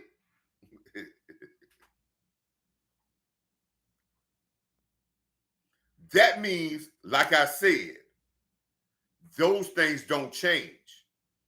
And the only way they're going to change is he's got to be on a different discipline pattern than any other player. Because if you're trying to change a culture, you can't let an outsider come in and do what he want to do. Same thing I said with Tolbert yesterday. If you're a third wide receiver, you damn sure got to block. If you can't block, you won't be on third. You wouldn't be a third wide receiver on my team because that's most of your job.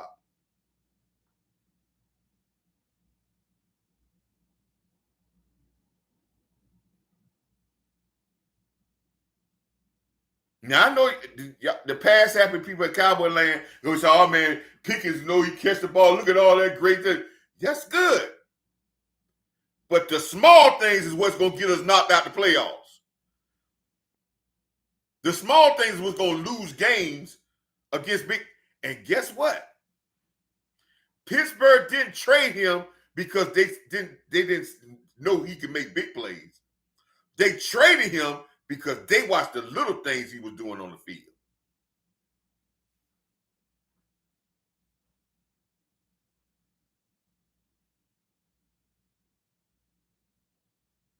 And now we get a chance to see it. Because they always go to something when somebody tell you who they are. You better believe it.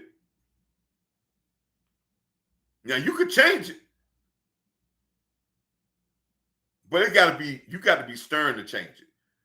And as I said, what told Boss yesterday,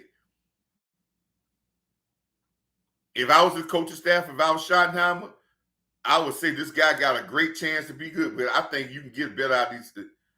Listen, if he don't want to, listen, Flornez, all these Holden, Brooks, all them, I think they could be excellent second wide receivers because they'll do dirty work to be on the team. And I don't think all this stuff about yet, but I can tell you this. This is how you get to a guy like Pickens. He's a new school guy. And I think you guys started reaching. But I can tell you this, his days of getting $30 million, that's over with. Because if he don't pan out here, guess what? He'll be a one-year contract guy for the rest of his career. And it probably won't be no more than about $5 or $6 million. Watch what I tell you now. And they don't care how great you are because that's going to be it. If he don't make it in Pittsburgh, when you had the number one job and you got down to not even number two to go on, and then we gave you a number two job here when you couldn't fail at that, that's it. All that fantasy thing y'all talk about, how great a talent he is, that's it. Because there are talented guys that's walking around the street that probably could be great wide receivers, but they didn't have the mental capacity.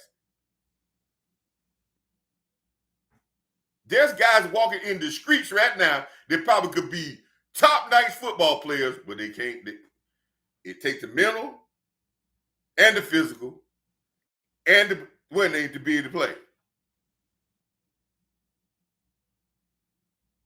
But I tell you like this, how you get to a guy like Pickens, a new school guy, when this coaching staff go and watch the film, and you say that they want a physical team to be blocked, and they got to be physical, like Schottenheimer said, we're going to judge by the receivers. When you don't see the receivers blocking like you say, you come out in the next press conference saying, our blocking the receivers was atrocious. We're not a physical team, but we can't block. They're better than that. See, those are what the better coaches say. I remember Bill Parcells would call his team dummies. Stupid. He said, we just a dumb football team when they got penalties. Yeah. He call you dumb. But when you say it that way, Schottenheimer, guess what you're going to do? You're going to activate everybody in cowboy land that's YouTubers, that got content, that got film, that got all 22, that got all this to expose, not expose, to go back and look at what you said. And when they look at it and they see it, guess what? Now you on Front Street with everybody. And guess what? Then you either gonna change then, or when they cut you then, or get rid of you, nobody is gonna say nothing because you already said, hey, you got your chance. So Pickens, you got to be the model citizen, because catchings and having some splash plays here and there ain't gonna get you paid in this league, baby. This league has showed you many times over. The guys that can't be dependent on the little things, splash plays don't get them nothing but, yeah, we want you here for a second. We ain't gonna give you no guarantee. You start playing around, we gonna get rid of you. And that's where you're gonna be at for the rest of your career. And that's just the bottom line, baby.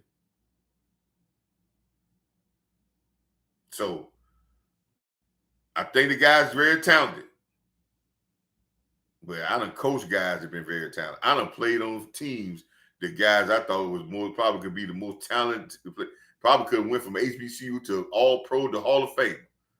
But they just ain't had the mental capacity to keep up and do what they supposed to do. And they thought the little things didn't count. They caught a touchdown pass or made a tackle or did something. They thought and people was glossing over it, and they ain't doing all the little things. So when you watch a film, you watch the highlights, and then you'll watch 10 plays, and you'll watch one great play, and then you'll watch 5 mediocre plays and 4 more piss poor plays. And they think that one great play supposed to override the rest of it.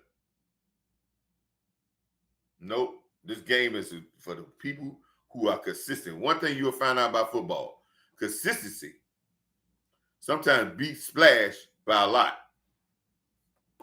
And some of y'all need to look at that in your lives.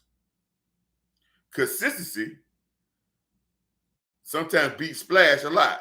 I always say, do you want long-term substance or short-term pleasure? And my analogy was food. I can give you some Chinese food, some shrimp fried rice, some house fried rice, or I can give you some neck bones, some collard greens, some potato salad, and some macaroni and cheese. I bet you eat a plate of that, it'll last you all day, probably into the next day. I give you shrimp fried rice, it may taste really good, it might be fancy, but you'll be hungry in the next 2-3 hours. So do you want long-term substance or short-term pleasure? And when I'm looking at a number 2 wide receiver or a number 3 wide receiver, guess what I want? I want long-term pleasure. I get the short-term substance with my big playmakers.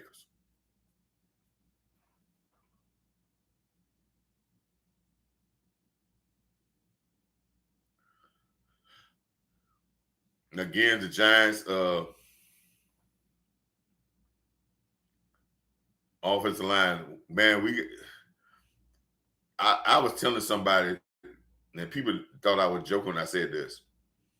I was not impressed by the Eagles. I think the Eagles are going to implode this year because Jalen Carter is just a microcosm of this team. He may be suspended some games. Didn't seem like he was really upset about being suspended. And I think their mentality is going to implode on them, and they're going to lose a lot of games this year. I just think that they're not going to be focused enough. The team that we need to worry about in this division, and I said this before, is Washington. We may not be joking, but Washington, like I said, I am a very big component of Dan Quinn. Again, I see when he got his Atlanta Falcons football team there. And I think his experience of that job, and then when he came in and to get this team to the championship game again with this, they ain't been nowhere close to that, is the fact that he know how to lead men and get men going. And I think his experience in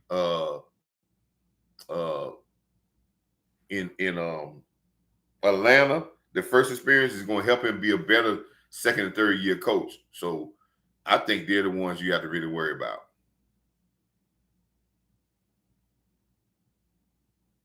Yeah, so yeah, what I'm saying, man. He said his mom taught him to be that way. Okay, like I said, man, Pittsburgh eyes went closed when they traded him. Everybody think Pittsburgh traded him, and then that's that people start putting the narrative talking about, well, Pittsburgh ain't getting. He's like he's so happy to be out of there. And then listen, man, Pittsburgh put up with Antonio. Y'all think Antonio Brown just started acting crazy? They put up with Antonio Brown for many years acting like a fool. Le'Veon Bell acting like a fool many years, but they put up with them until the ran. Look, they got rid of this guy early. So guess what? They're telling you, man, there was something there. That don't mean it cannot be. Don't mean that George Pickens is not going to be a good player. Can be a good player for us. But you got to realize it's there. You got to acknowledge it's there. It's like, I hate to say it like this. Well, a guy that's an addict. We act like because he came on this side that it ain't there. It's there. You got to acknowledge it as the Cowboys, the coaching staff. You got to acknowledge it, and you got to treat him differently than you treat everybody else, because you got to treat him with an iron hand. Not pumping him up and telling him about how good he is. No. You got to make him earn, and if he doesn't do something on the field, bring his ass off.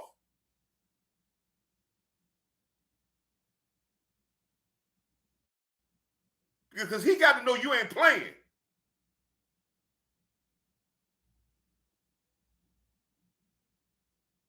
So, and the little things is what got him out of Pittsburgh.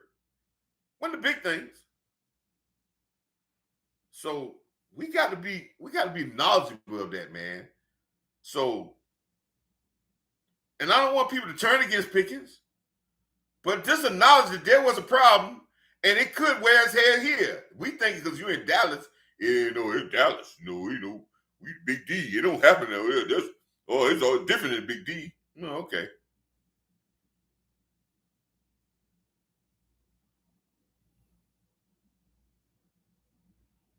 And listen here, and listen. With this team, I hear people saying you got to watch and need to be watched. This team is going forward. We ain't got time to babysit. It's either going to be our way or your ass is gone. That's it. Listen. Sometimes the people y'all talk about, they ain't got no talent, but you give these other guys a chance, opportunity. Like I said, what makes a name? Opportunity. But you allow a guy to be here that ain't got, he's ruining the rest of the barrel.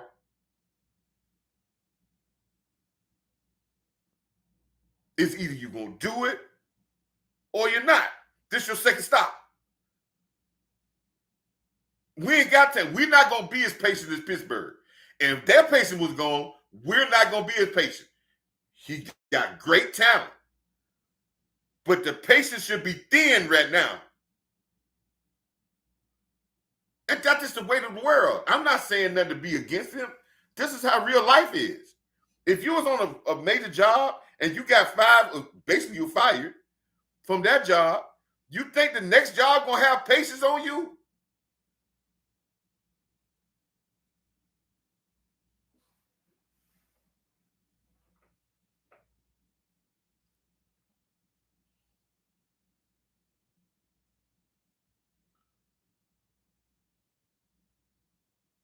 God, man, every time I start going good, my TV goes crazy, man. I know it ain't a lot of people watching this cornball game.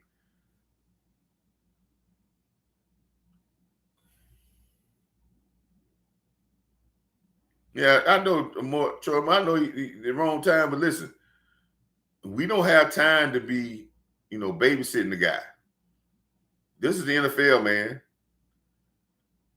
And getting fired from Pittsburgh, it hadn't taught you no story, and you come out the first because listen, getting the ball is not, you know.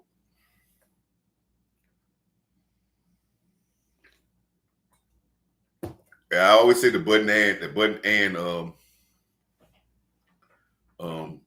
when the conversation would come players like Pickens, it's the button and conversation.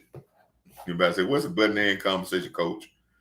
And you say, man, he's a great talent, man. He could be an all-star wide receiver. He got all-star talent, man. He's a great guy. I mean, great receiver. He can catch it any kind of way, get over, but. And when they say but, open your ears up loud. Open your ears wide because whatever they say after the but is definitely there. And they say, but he can be a problem. He can get, do some things that negative. When they say that, but get all the other stuff you heard, because the other stuff may be true or maybe not true. But everything that came out the butt is the truth.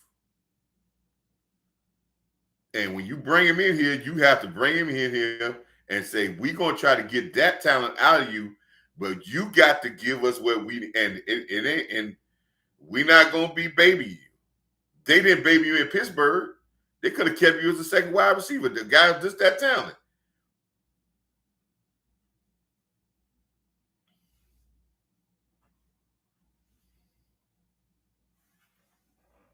But if he got any question in Dallas, and he should have understood, you don't think that people are gonna be watching in Dallas that did they see the same stuff in Pittsburgh? We ain't gonna be the only person looking at that. He should have known that.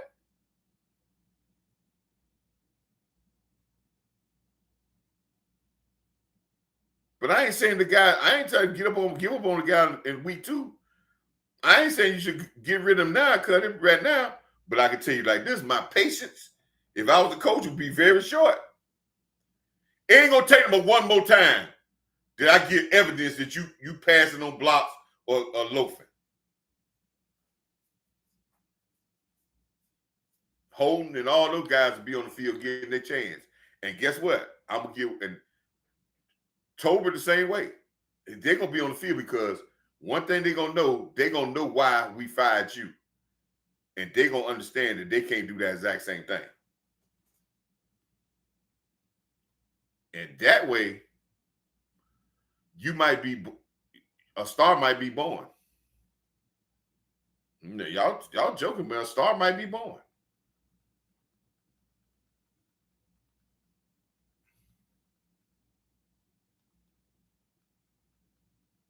But it's gonna be hard to get Cowboy fans to understand that because they looking at Flash.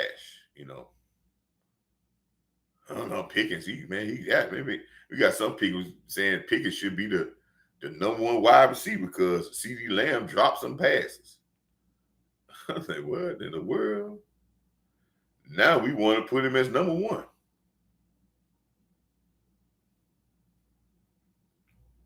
So those people ain't looking at if he whips on some blocks or not. They don't even care about that.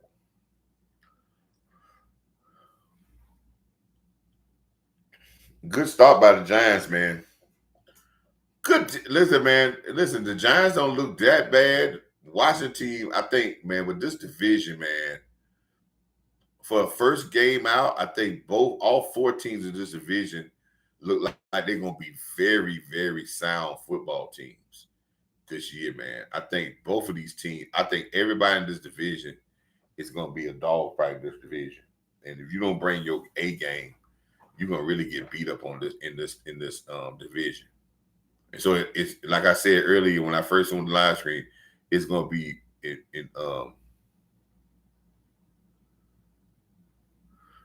like I said, it's gonna be very important that we win our games outside the conference, man, because we may take some losses inside this conference in this because it's gonna be bad. But yeah, listen, I I say this about church, and I'll say this, and then we probably I'll move on from Pickens. But I say this: when you have a organization that has created an atmosphere of of Hollywood and reality TV, guess what you done? You created that, and in the last 30 years, that's what it's really been based off because it hadn't been based off really winning. So the majority of our fan base has been based off, been fed that type of atmosphere. So that's who they are. They're looking for the excitement, the clicks, the people that talk about the guys, but they're not looking for substance. They don't feel like guys that don't have a name it can be a name. That's why sometimes it's hard for guys that don't come here with a name, but don't come with a first round draft pick or come here with some type of thing that people to latch on to. That's why they get a guy that's maybe a fourth round draft pick as a quarterback and return be a franchise quarterback. They start like they did with Tony Romo when he was undrafted. They don't believe that he's going to be good because they don't feel that he was a star when he came there. That's why they don't give a guy like Terrence Steele the credit he's supposed to get because they feel that he was undrafted. So they're always looking to say, oh, he ain't good. That's why if you're a first round draft pick, that's why the expectation for Mozzie is way above because that's what the popular thing says that is, he's supposed to be all world. We have built a culture with this new fan base of a fantasy, one name culture. It's not been built off a grind. Imagine this culture of this fan base looking at the Dallas Cowboy team in the 90s, and their offensive line started with Nate Newton, who was out of Florida A&M, being cut from a team before he started the offensive line with the Cowboys. Imagine with Mark Two, and they used to be a defensive tackle for the Dallas Cowboys, and they moved him to left tackle to guard your number one quarterback. Imagine that they got a guy out of Central State out of the third round, like Eric Williams, how he would have been accepted here in Dallas, and with this new fan base, it would probably say he couldn't play. Imagine they got a guy from Samoa State, Larry Allen, when they got him from Samoa State in the first round, and he was injured, had shoulder problem. They would probably never gave him a chance with this fan base because they'll say he couldn't play because he didn't have a big name.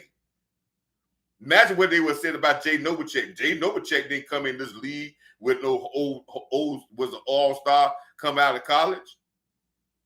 Some of these guys would have never even got a chance, like Kenny the Shark out of Grambling. They would have said these guys couldn't play because they didn't come from big schools because that's the new Dallas Cowboy thing. See? So we don't know how to get it out the mud. We think it's got to be a name for you to be good. But guess what? Everybody don't have names. It's about what you do on the field of play. So I believe the Holtons and the Brooks and all them could be just as good as George Pickens. Might be more flash, but I'll probably get some other stuff that I need. But I ain't giving up on George. Just my patience is very short.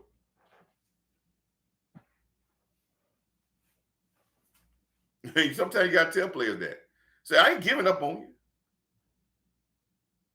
But my fuse with you is very short, buddy. And it ain't going to take me long to fire off and say, that's it.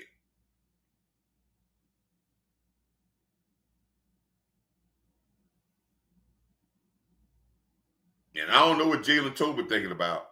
He a third wide receiver in this league.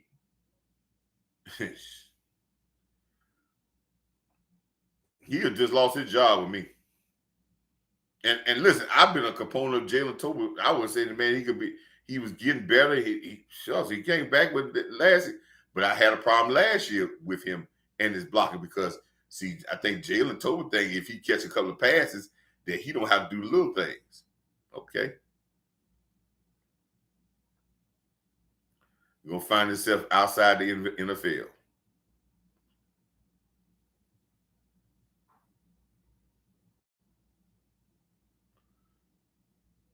that number one wide receiver for the Giants, he came in this game like he was unhappy, and it ain't got better. What name? Because you know who he reminds me of? See, that's a guy that got tendencies of, I'm not good with divas, man.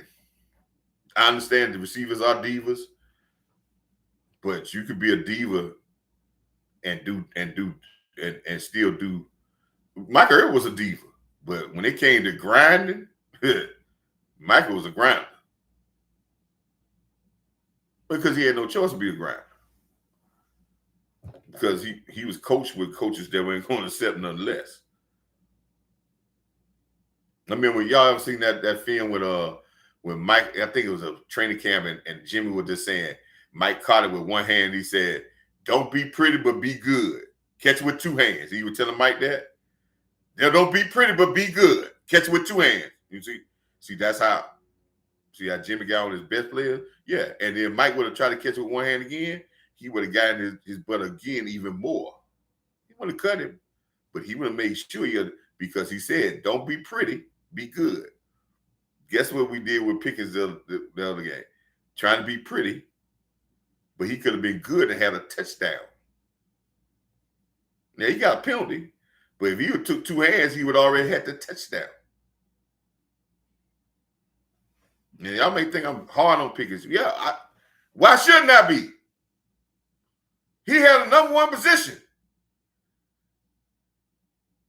at a good organization. And he lost that. Well, they had to trade for an older guy. And then they got rid of him. He should expect people to be tough on him. Well, no, we calling him like, he all right. He was just, Pittsburgh ain't know what they would do. Okay.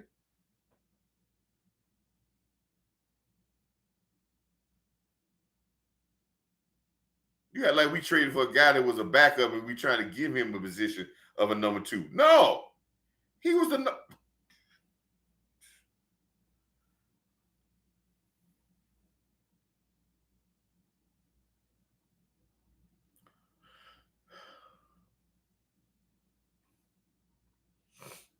Hey, now everybody in the chat, y'all watching the Washington team again. Where's Jalen? Where's Jalen Daniels throwing all the balls he's throwing? He's 13 for 21, but everything is in cutting routes.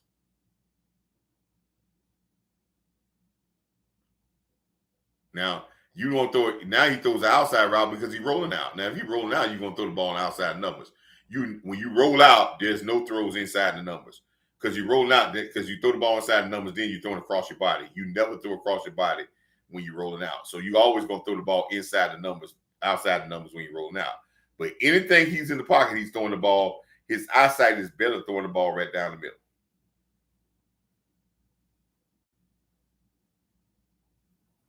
No, I ain't never been tough like that. But sometimes you just don't know. Yeah, listen. I'll put it like this. Sam, let me tell you this.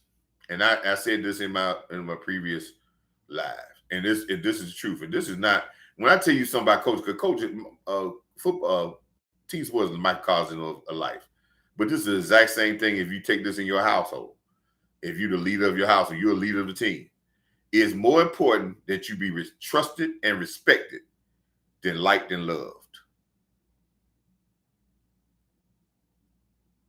Because if you trusted and respected, the like and love is going to come. But if you're just liked and loved, and that's more than when you're trusted and respected, man, you have people that disappoint people that they like and love because they'll start taking them for granted. But people that they truly respect and they trust, and they respect them to a point, sometimes they think about before they do something crazy. And I like it now that all my players love and like me now. Some of them didn't like me and love me when they were playing for me but they trusted and respected me. And that's what you want, that's an incomplete pass. Again, he don't throw the ball. He don't throw the ball well outside the numbers. Y'all see that everything he throws on the outside of the numbers is short, and he doesn't throw the ball well outside the numbers. So that like might be a catch. But if I'm defensive coordinator against the Washington team, I'm making him throw the ball outside the numbers.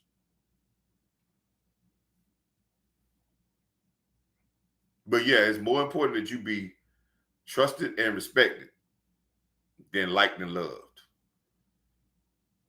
And some people call that tough. That ain't tough.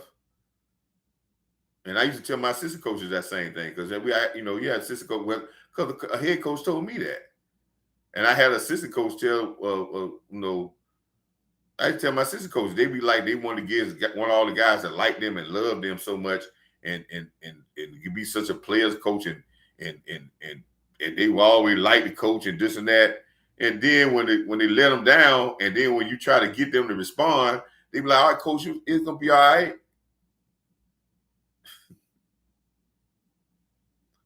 But if they trusted it and respect came first and trust came first, guess what? When you try to get them to respond, they ain't gonna come with that. Well, coach, it'll be all right. They be like, "All right, coach." Yeah.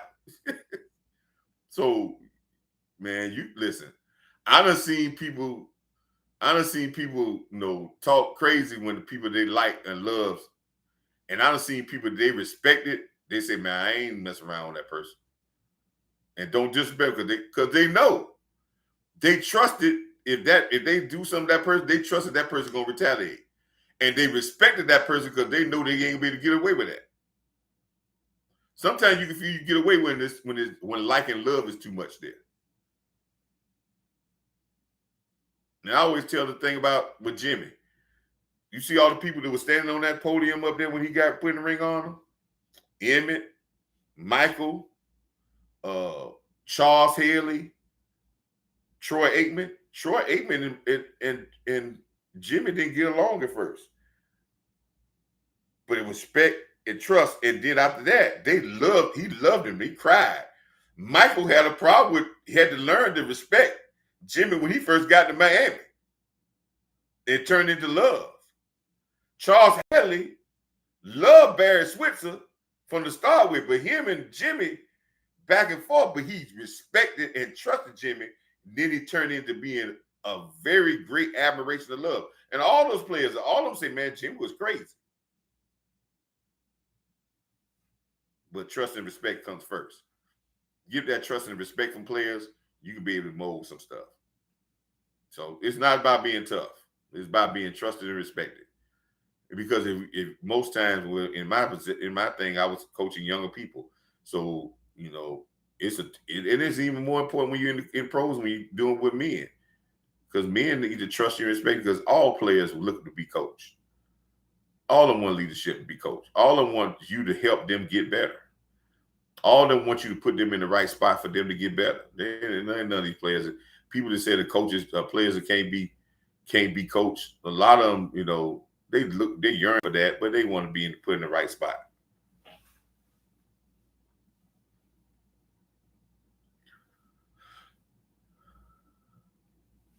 Dude, like this Washington team can't put this Giant team away, man. The Giant team is still in the game. So I'm liking, the Washington offense is really tough, but I am kind of believing in the Giants defense. They're not really doing too much against the Washington, but the Giants defense got the potential to be good. I don't think their defensive line is as good as people think it is, but it may have some things, but they're playing very tough. They're staying in the game. That's why I say this division is playing very well. Now they see that, this is usually the time in the game. If you're going to make a comeback, this is where you got to start making your move.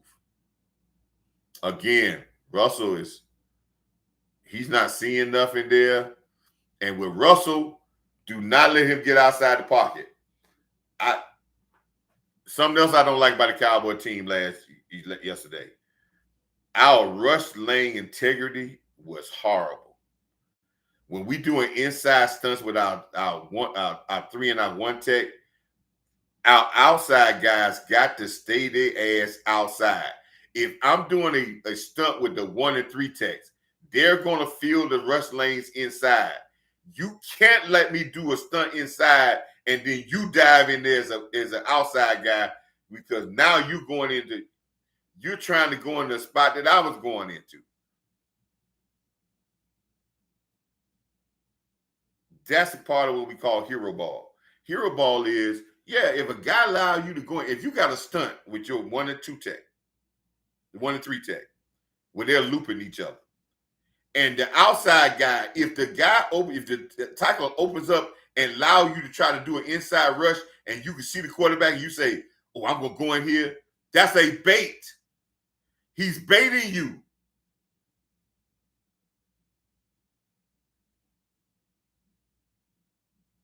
He's baiting you because he wanted to get the quarterback outside the box. And you have to stay outside. You say, well, dog, if you stay outside, he don't get to the quarterback. Stay outside, because that keeps the integrity of the defense. And trust your guy inside is going to get there.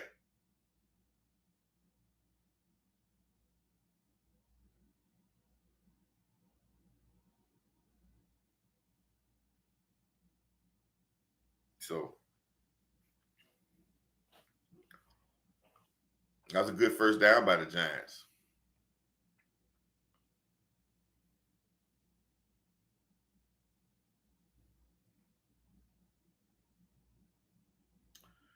Hey, man, I know we went off on the back church. A lot of other people actually. Anybody else got any? Give me like I said, the heart emojis. I had on in the early on in the chat for whoever's coming in now. I don't know how to pin stuff. I wish I did. I'll get all those particulars one day. I'm learning on the go, but if you want to support the show, that's my Cash App there. If you want to support the show, hit Coach up with a Cash App, man. If you're enjoying the content, I hope we enjoying. We're learning something about this Giants team. We're learning something about this Washington team. We learned something about football, some of the things I've been talking about, and learned about some of the things that I'm looking for the Cowboys that comparing to how I'm seeing other teams play. The Giants' running game does not look a lot tough. Does not look really good at all. It seems like Washington has really improved their run defense. The Giants' run game looks really bland, blah. And it goes back to their offensive line, man. But it don't really look that crisp. So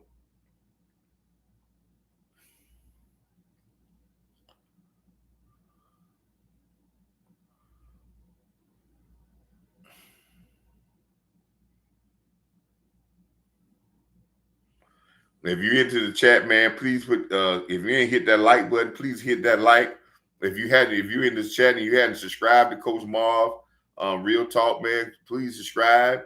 If you're in the chat and you hadn't shared this information to somebody out there, your friends, or you're into your group to say, hey, man, we got it. If they don't know nothing about Coach Marv, tell them, say, hey, man, I got a guy that's named Coach Marv. He's he's been in this cowboy community for a while. He really talks about it like it really down to earth. He's not really, into that crazy stuff. He supports everybody. He's not in the business of trying to rip down other content creators and get into no bunch of arguments and all that stuff. All of us are in for to win 6.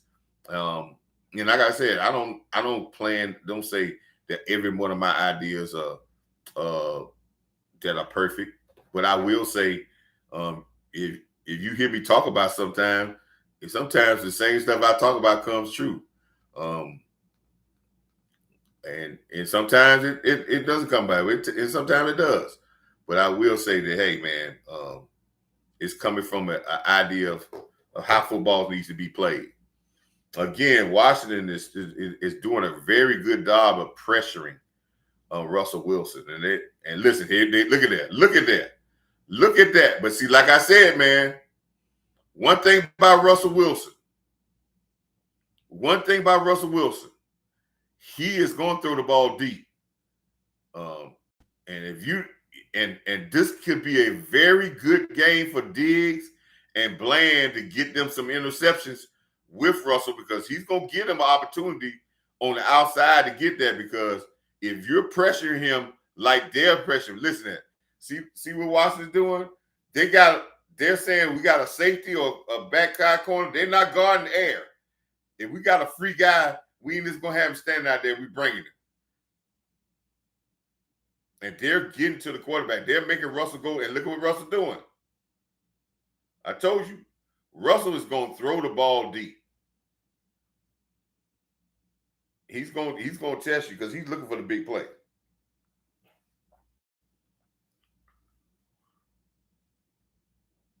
If you're still in the content, man, if y'all still in here, man, throw some check marks up or throw some heart emojis. Let me know that, man. Again, if y'all enjoying the content, man, and if you're learning something, man, or you got a question about this game or about something, my feelings about something, go ahead and put it in the chat. I know I might have missed some questions because I'm talking, but go ahead and put it in the chat, man, and make sure that when I get to the when I get monitorized, then we're gonna be able to put those things in super chats, and then I'm definitely gonna be able to see them, man. But if you got a question, man, put it out there in the chat.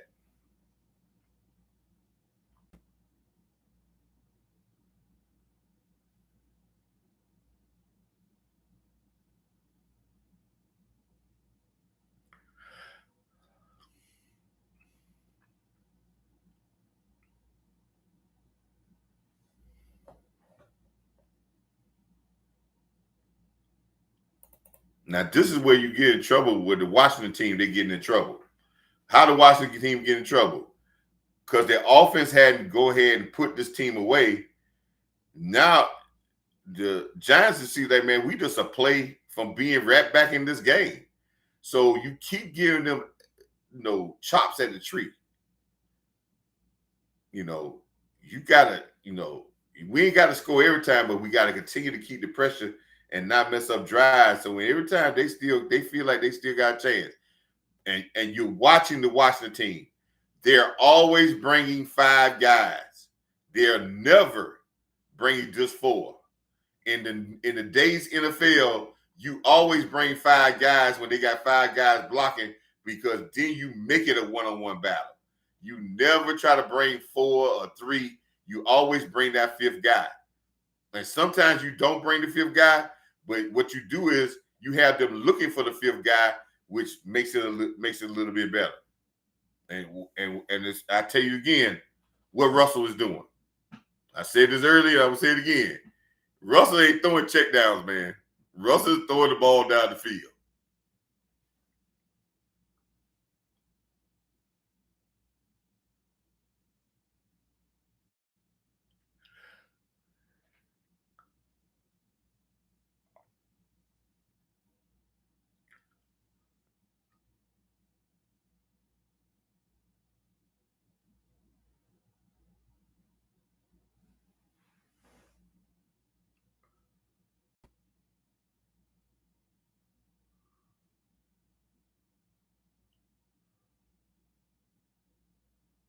One thing about Washington, man, and well, yeah, Payne is correct because their offensive line now, and when you bring 5, Big Rick, when you bring 5 a lot, you make them block Payne one-on-one. See what I'm saying? That's why you always bring that 5th person. Sometimes that 5th person is just coming to really just come to occupy a guy so Payne can get that one-on-one. See? And sometimes you get him to get that one-on-one. He gets that one-on-one sometimes, Rick, because you done brought 5 so many times. They looking for him coming, and then you get the guy one-on-one. See right there? See that one? They traded him off for the other guy who just bailed out. See what I'm saying? You get that. Watch that guy come up and he bail out, and they be like, "Oh, stuff. They gonna bring him." See, you make it so the Payne gets a one-on-one thing. So that's what I want to see, because I want to see Osa and Osa in the middle with these guys. I want to see that.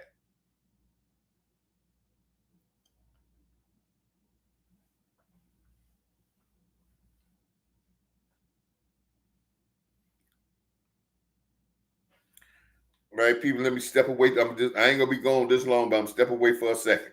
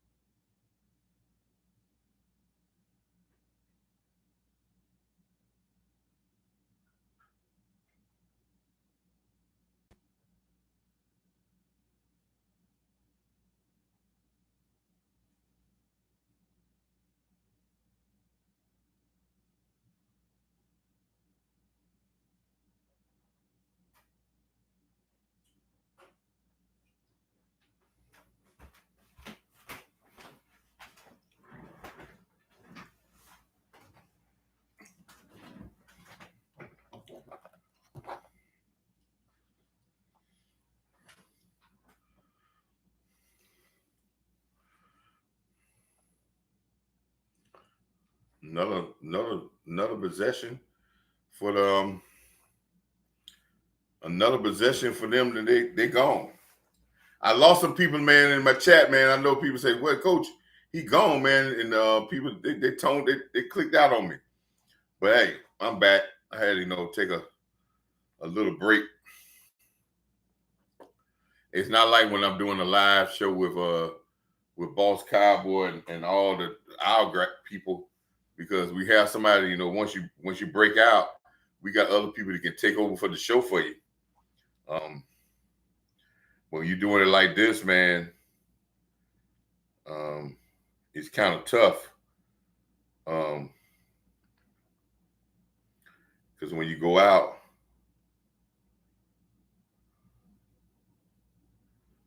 people be like, "Oh, well, they must ain't, coach must be gone. Ain't nobody there."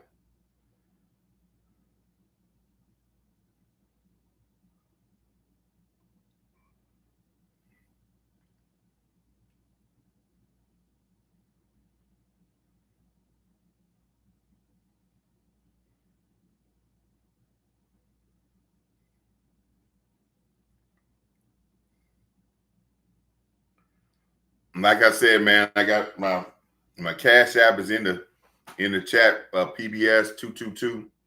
Man, if you're enjoying the content, enjoying just watching the game with me and learning something about the Giants and the Skins, man, I'm not Skins, and about the Commanders, man, and really getting some things, man. Support the channel, man, and with anything you send, if it's $1, $2, $3, send it to the Cash App, PBS 222. I put it in the chat.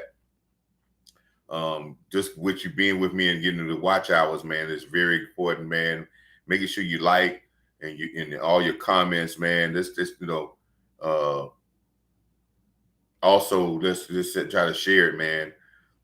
Again, man, very good football. Even some people don't like this type of football game because it's low scoring, but I think it's a very good football game. I say that this division is going to be tough. I think each defense in this division going to be tough, but I want y'all to know something about the NFC East. I'm gonna give you a fact about the NFC East.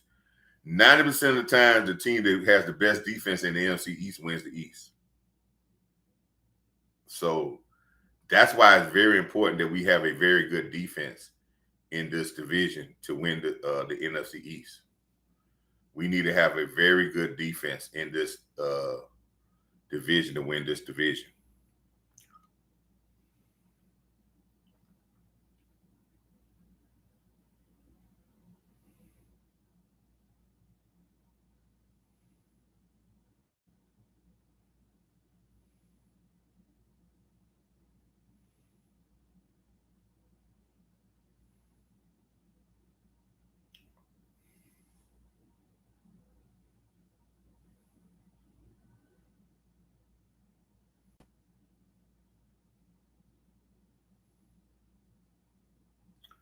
You said Carolina looking flat. Which Carolina is? Talking about the Panthers?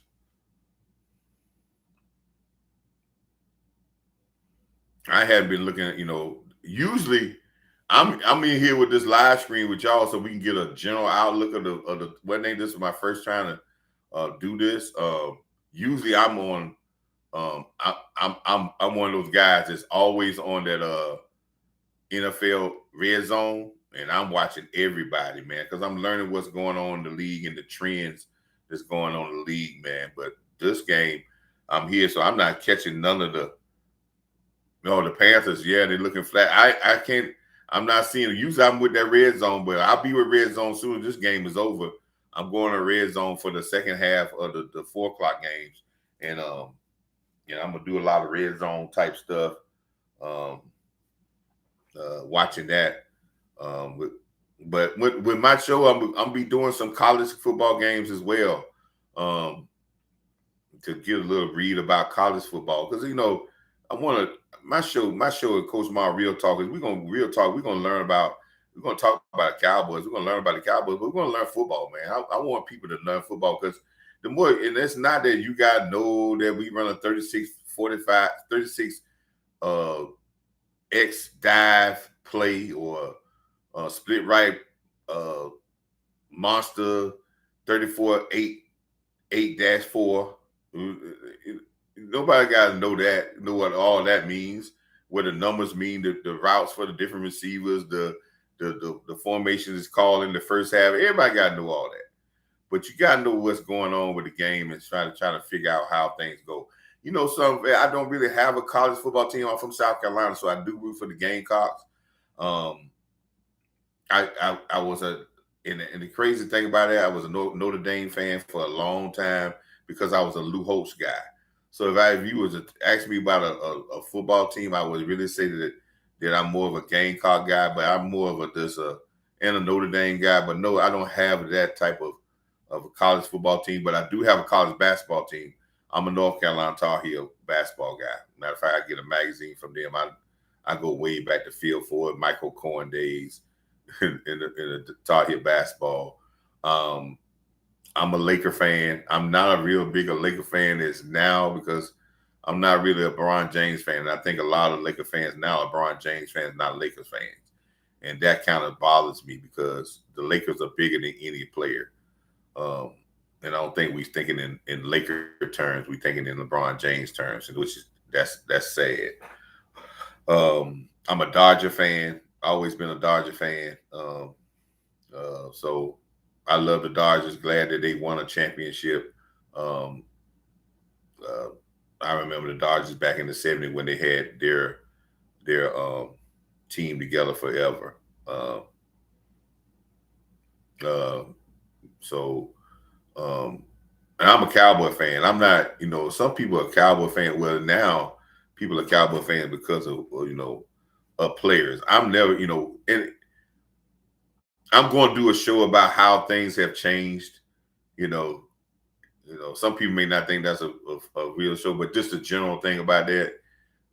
Fantasy football and John Madden and fantasy football has changed the outlook of how people think about football. And the reason I say that is because now it's more of we are fans of players, not teams. Um, that's all right because it was done to bring in the novice fans. Some of us true blue football fans, they know we were not going nowhere, but they want to bring in what we call the novice fans, the people that get interested because of a certain thing. Some people get interested because of certain jersey colors, certain names, certain things, and they get to become somewhat football fans because of those things. You got some people who become fans because they play John Madden and they learn how to call the plays and do the joystick. They may have never played football a day of their lives, but they really like the game because they like John Madden and they learn the game through that. There's some people that will come in the game because they start playing fantasy football. I'm in a fantasy football league. Wasn't a fantasy football league, was a 12-team league, and 10 of the people in the fantasy football league didn't know really nothing about football, but they knew about the players and stats and all that stuff. Analytics came about because people that were not really football people that didn't deal with how the flow of the game goes, they just did the numbers. That's how analytics became such a powerful thing. It became a powerful thing because you had to use analytics to set up the John Madden game to be able to formulate the programs. You couldn't set up programs off field. You had to set up programs off numbers. So that's where the analytics came into play. Then analytics came into play with fantasy football because it was a gambling type thing. And with gambling, they look at numbers and probability. So this is why analytics became such a powerful thing in sports because it was set up to bring the novice fan in, the person who's not a true blue fan. Again, here come where's he throwing the ball at? Between the numbers. So that's how this thing goes. So, but the real football novice goes on field and situation where you cannot build that in, and the physicality, you cannot build that into a game. So you have to build in with analytics and numbers. So that's how it became a powerful thing because of the fact I have had people say, hey, they should go for it because they, that's what they do on Madden. So again, what happened was, I tell the story all the time. when Madden first came out, right? When John Madden first came out, what they was trying to do was trying to make Madden like the real game. That was the main thing. We're gonna make Madden like the real game. We're gonna make Madden like the real game. All of a sudden, in the last 4 to 5 years, they started to try to make the real game like Madden. You see what I'm saying? Now they're trying to make the real football play like it's played on Madden. Going on fourth down, throwing the ball, only running these zone reads. If you don't get 1,000 yards on a run play, don't run the run play. Players, they try to do less practicing because they don't want players to get hurt, because on Madden, you never get hurt on Madden. You turn the thing on and say you never get hurt on Madden, so that's why they wanted it. They don't want players to get hurt because Madden players don't get hurt. They want super teams because on Madden they want you to build super teams on these basketball and football. That's what. So they're trying to build the regular game like the video game. At first, they were trying to make the video game as real as it could be about the real football, but now it's reversed because they got more people interested in fantasy football and John Madden. So they just stopped catering to the people who like real football. They just start catering to the people who just took the game that had no physicality. That's why you don't see, and then people think it's concussions. Yeah, it was concussions, but that wasn't the real reason about it. That's why hockey don't have the fights that they used to have. It wasn't about concussions. Yes, there was some lawsuits about it. They knew they could get around that, but they wanted to appeal to the game, to the people who got into the game based off stuff that was not physical. So, right, Big Buck, Big Rig, yeah, everything is in cutting routes. Their quarterback, Jalen Daniels, he likes to throw in cutting routes. He don't like throwing the ball outside the numbers. There it goes again. Hey, I told you this, and this is the truth. In cutting routes. So if I'm playing him, like I said, Washington, stretch you wide, attack the middle. When he rolls out, that's when he gets outside. But they like to run the quick runs up the middle. They like to do in-cutting routes, but they spread you out. When they line up, they have you spread all across the field. But they're trying to loosen up to get the middle. What I have observed by the Giants is they are soft in the middle of the field. So that means we can attack them in the middle. And every time we play the Giants, we attack them in the middle, we'll beat them to death. So, of course, you'll watch film and we'll get a better study of this, but this is the general thing. When you go to a game, you will see something general that you can pick up on. And then what you do is you use film and then you use history to verify that. And what history are you going to use? This is the first game of the season. So you're going to use this film, and then you're going to evaluate. If the coaching staff is the same, you're going to evaluate what you did last year. And then if there's new coaches, you're going to evaluate film with whoever the new coaches was coaching. That's how you evaluate the personnel when you're doing it, when you only got one film.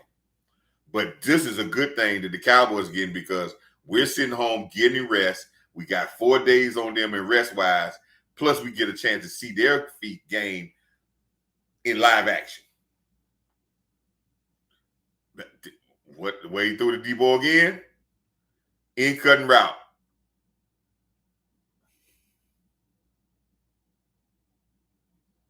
Yeah. So where would you pressure Jaden Daniels with?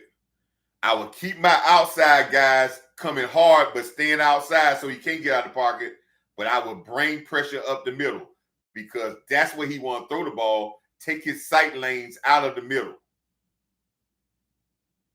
Take his sight lanes out the middle, and then make him throw the ball what? Outside the numbers. Because a couple of balls he threw outside the numbers early on in the game almost got picked off. He's not a good outside the number thrower. And that's nothing wrong with it. That's not no shade on his game. Some players will throw the ball better outside the number. Some people throw the ball in the middle. That's where he throws at.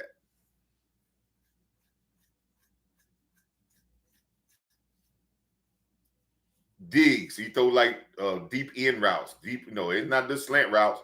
Anything he throw when he throw his screens, he throw it from and then catch it inside the numbers. He's an inside the numbers type of guy. But they give you the perception right? They give you the perception of stretching you wide.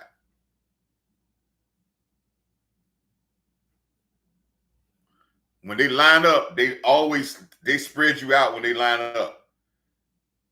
And most times when you see a formation with a team, it's a dummy move.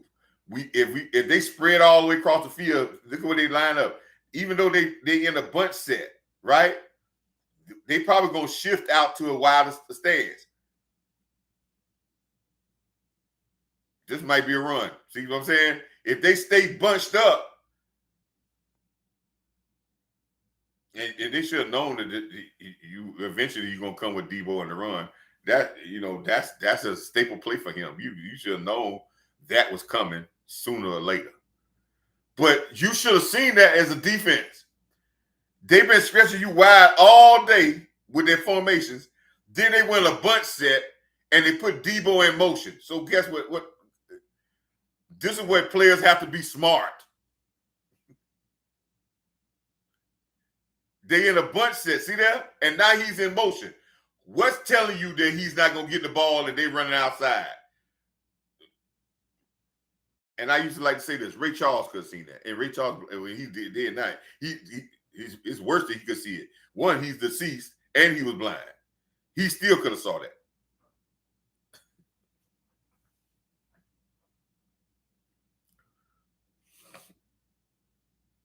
So I don't look at plays and say, oh, man, that's a great play. Yeah, that was a great play. But let me show you how they set that play up. And let me show you what could have been a key. When your offense your defense come to the sideline and say, remember what we've been coached on. They've been spreading us out, tagging us in the middle. When they run a bunch set and Debo goes in motion, and then when he circle around, we got to get outside. Debo is not going to run up the middle. But you can, and I'm not saying the Giants didn't know it. The Giants might have known, and just because you know the play and you might have knew that. I always tell people you can know it, but if the Washington carry out the blocking assignment and to win the deal on the blocking, they win. That's why I keep trying to tell people when they be like, "Oh man, we should have played that play." Sometimes you can play the play. Sometimes you can go to the ways you want to go, but sometimes you just get beat. Those guys they get paid too. They football players too. What you can't stand from a coach is when you get beat on mental stuff, because then you don't allow the guy to beat you physically. You give him the advantage because you doing something you ain't supposed to be doing. We can accept you getting beat physically, not sometimes, because we understand that. But we can't accept when you don't be in the right spot and you lose it because of mental. You didn't allow the guy to fully beat you. You gave him the advantage. But the Giants are weak up the middle. I think they got a Zimmer to have a good defense, but I think our things, we got Ferguson in cutting routes should be there for us. Now, what does in cutting routes give you? It gives you big reward, but it can have you some interceptions too. So, but we got to attack the middle of the field. And you all hear me say that on the live stream all the time, that we don't attack the field. And I don't think we attack the middle of the field. Think about all the big plays, the pass plays that CD dropped. See, I'm giving y'all some. I always have backup for what I say. The passes, except for that one down the sideline, but the other two, where they was at. in the middle of the field. And everybody said they would have been the biggest plays in the game. Yeah, because he was caught him, he probably kept on running. That's where the reward is at.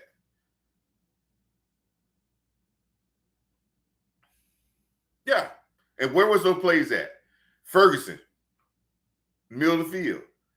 CD Lamb, the 2 catches in the middle of what? Inside the what? The numbers. Your biggest reward is there inside the numbers, down the field. Now, it could be your biggest risk as well, but that's your biggest reward. Game is still not over. Now Washington is going to, now they're going to be just rushing 4, and they may turn up the blitz, but they got him taking the ball down. Now, listen, Russell is not the runner that he was before. Russell really don't want to run no more. You know, you get older, you really don't want to run no more. So what you got to do is, now they're not going to allow Russell to get no big passes. Now Russell got to be patient. Now I can see Russell throwing an interception because Russell wants to go down the field. Now they're going to put their safeties back there, and they're going to make Russell be a little bit more patient.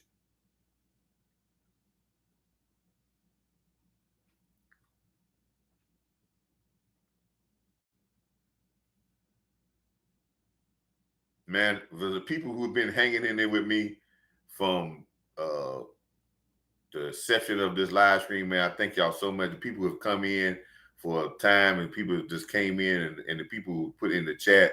I hope we learn some football here. I hope we getting some things going on, man. I hope that we are learning. So when we do our live streams, when we go and we do, see here, what I told you about, what I said about Russell, right?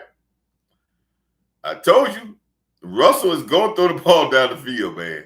So one thing I can say about our Cowboy players next week, we didn't get attacked down the field last week, but we damn sure gonna get attacked down the field this coming week. Right?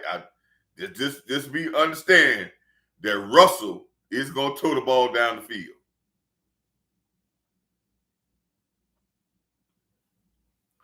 But I hope all y'all, man, are learning something, man, and it's hoping y'all is learning. And I love y'all to follow these great content creators out here, man. All the guys that do on our live stream, some of the other guys, Vosh, man, please support Vosh and Brian Broadus, man, as they'll on their new endeavor, man.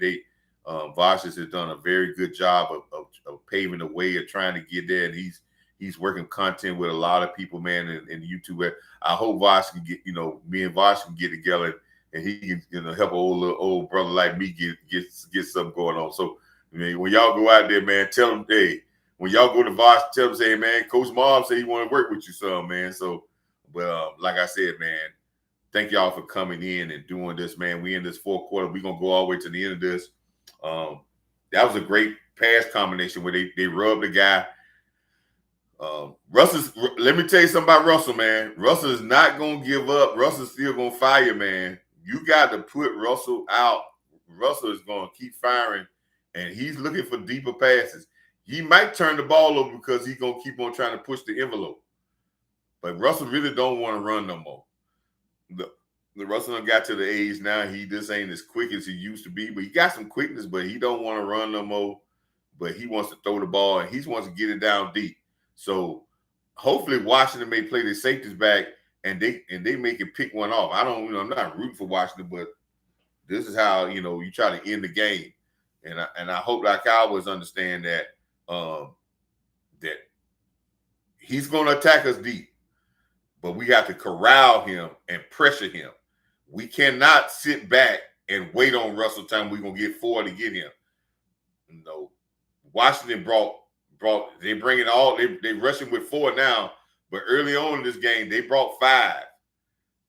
They got him out of his rhythm. And when you get a guy out of his rhythm early in the game, then when you rush 4, it seems like it's 5 because he's starting to look at the rush. Now when you bring that 5th guy and act like he's going to come and you drop him back, your lineman guy in their mind that it's still 5 coming, See, it's a mind game, man. We don't set their mind up to believe something because that's what we did all game. So now they're coming. Number 4 is not playing coverage. Number 4 is better. He's one of those linebackers that's a linebacker, but they like to bring him. See, here he comes. You dropped the lineman this time, and you bought 4, but you didn't rush him. See, number 4, that guy number Luca for the Washington team, he can't cover nobody. He just what we call a linebacker that wants to come. And that reminds me of maybe number 35 for us. Probably number 0. Just a guy that's aggressive. As long as you put him in aggressive parts, he's going to be pretty good. They're coming after him now. This time they might be bringing 6. They're coming. They're coming at him, see? But what I tell you, look at it. What did I tell you was going to happen? Man, y'all got to give Coach some. Hey, man, y'all need to give Coach a cash app with that one, man, even though it might be a flag. I told you you're going to keep on pushing the ball down the field, and eventually you're probably going to throw an interception. But it's a flag on the play. But I told you it was coming. Didn't I tell you it was coming?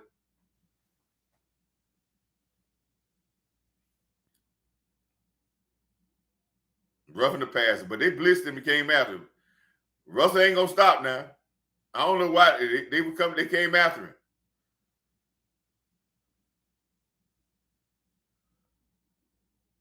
Oh, you got a hands to the face. Anytime you get a hands to the face, you know that Wagner. You got the hands to the face. Well, it's the side of the head. That really wasn't no. That's BS there, man. I don't like that. But anyway, hey.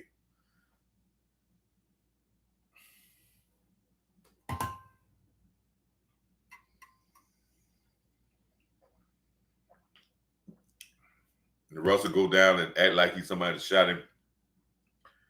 Act like somebody shot him and killed him.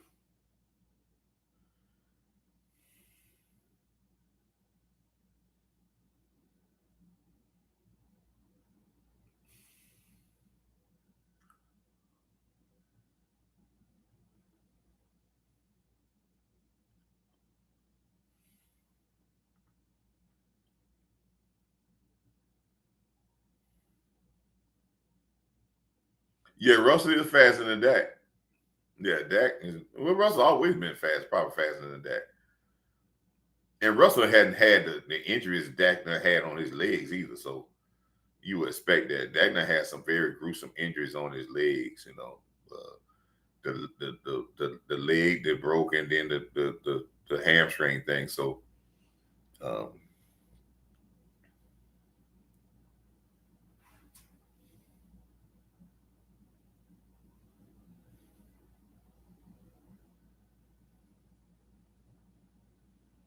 Russell gonna keep firing, man. He ain't gonna give up. One thing about Russell, he is not gonna give up. You gotta continue to put it till you get him out of there, man.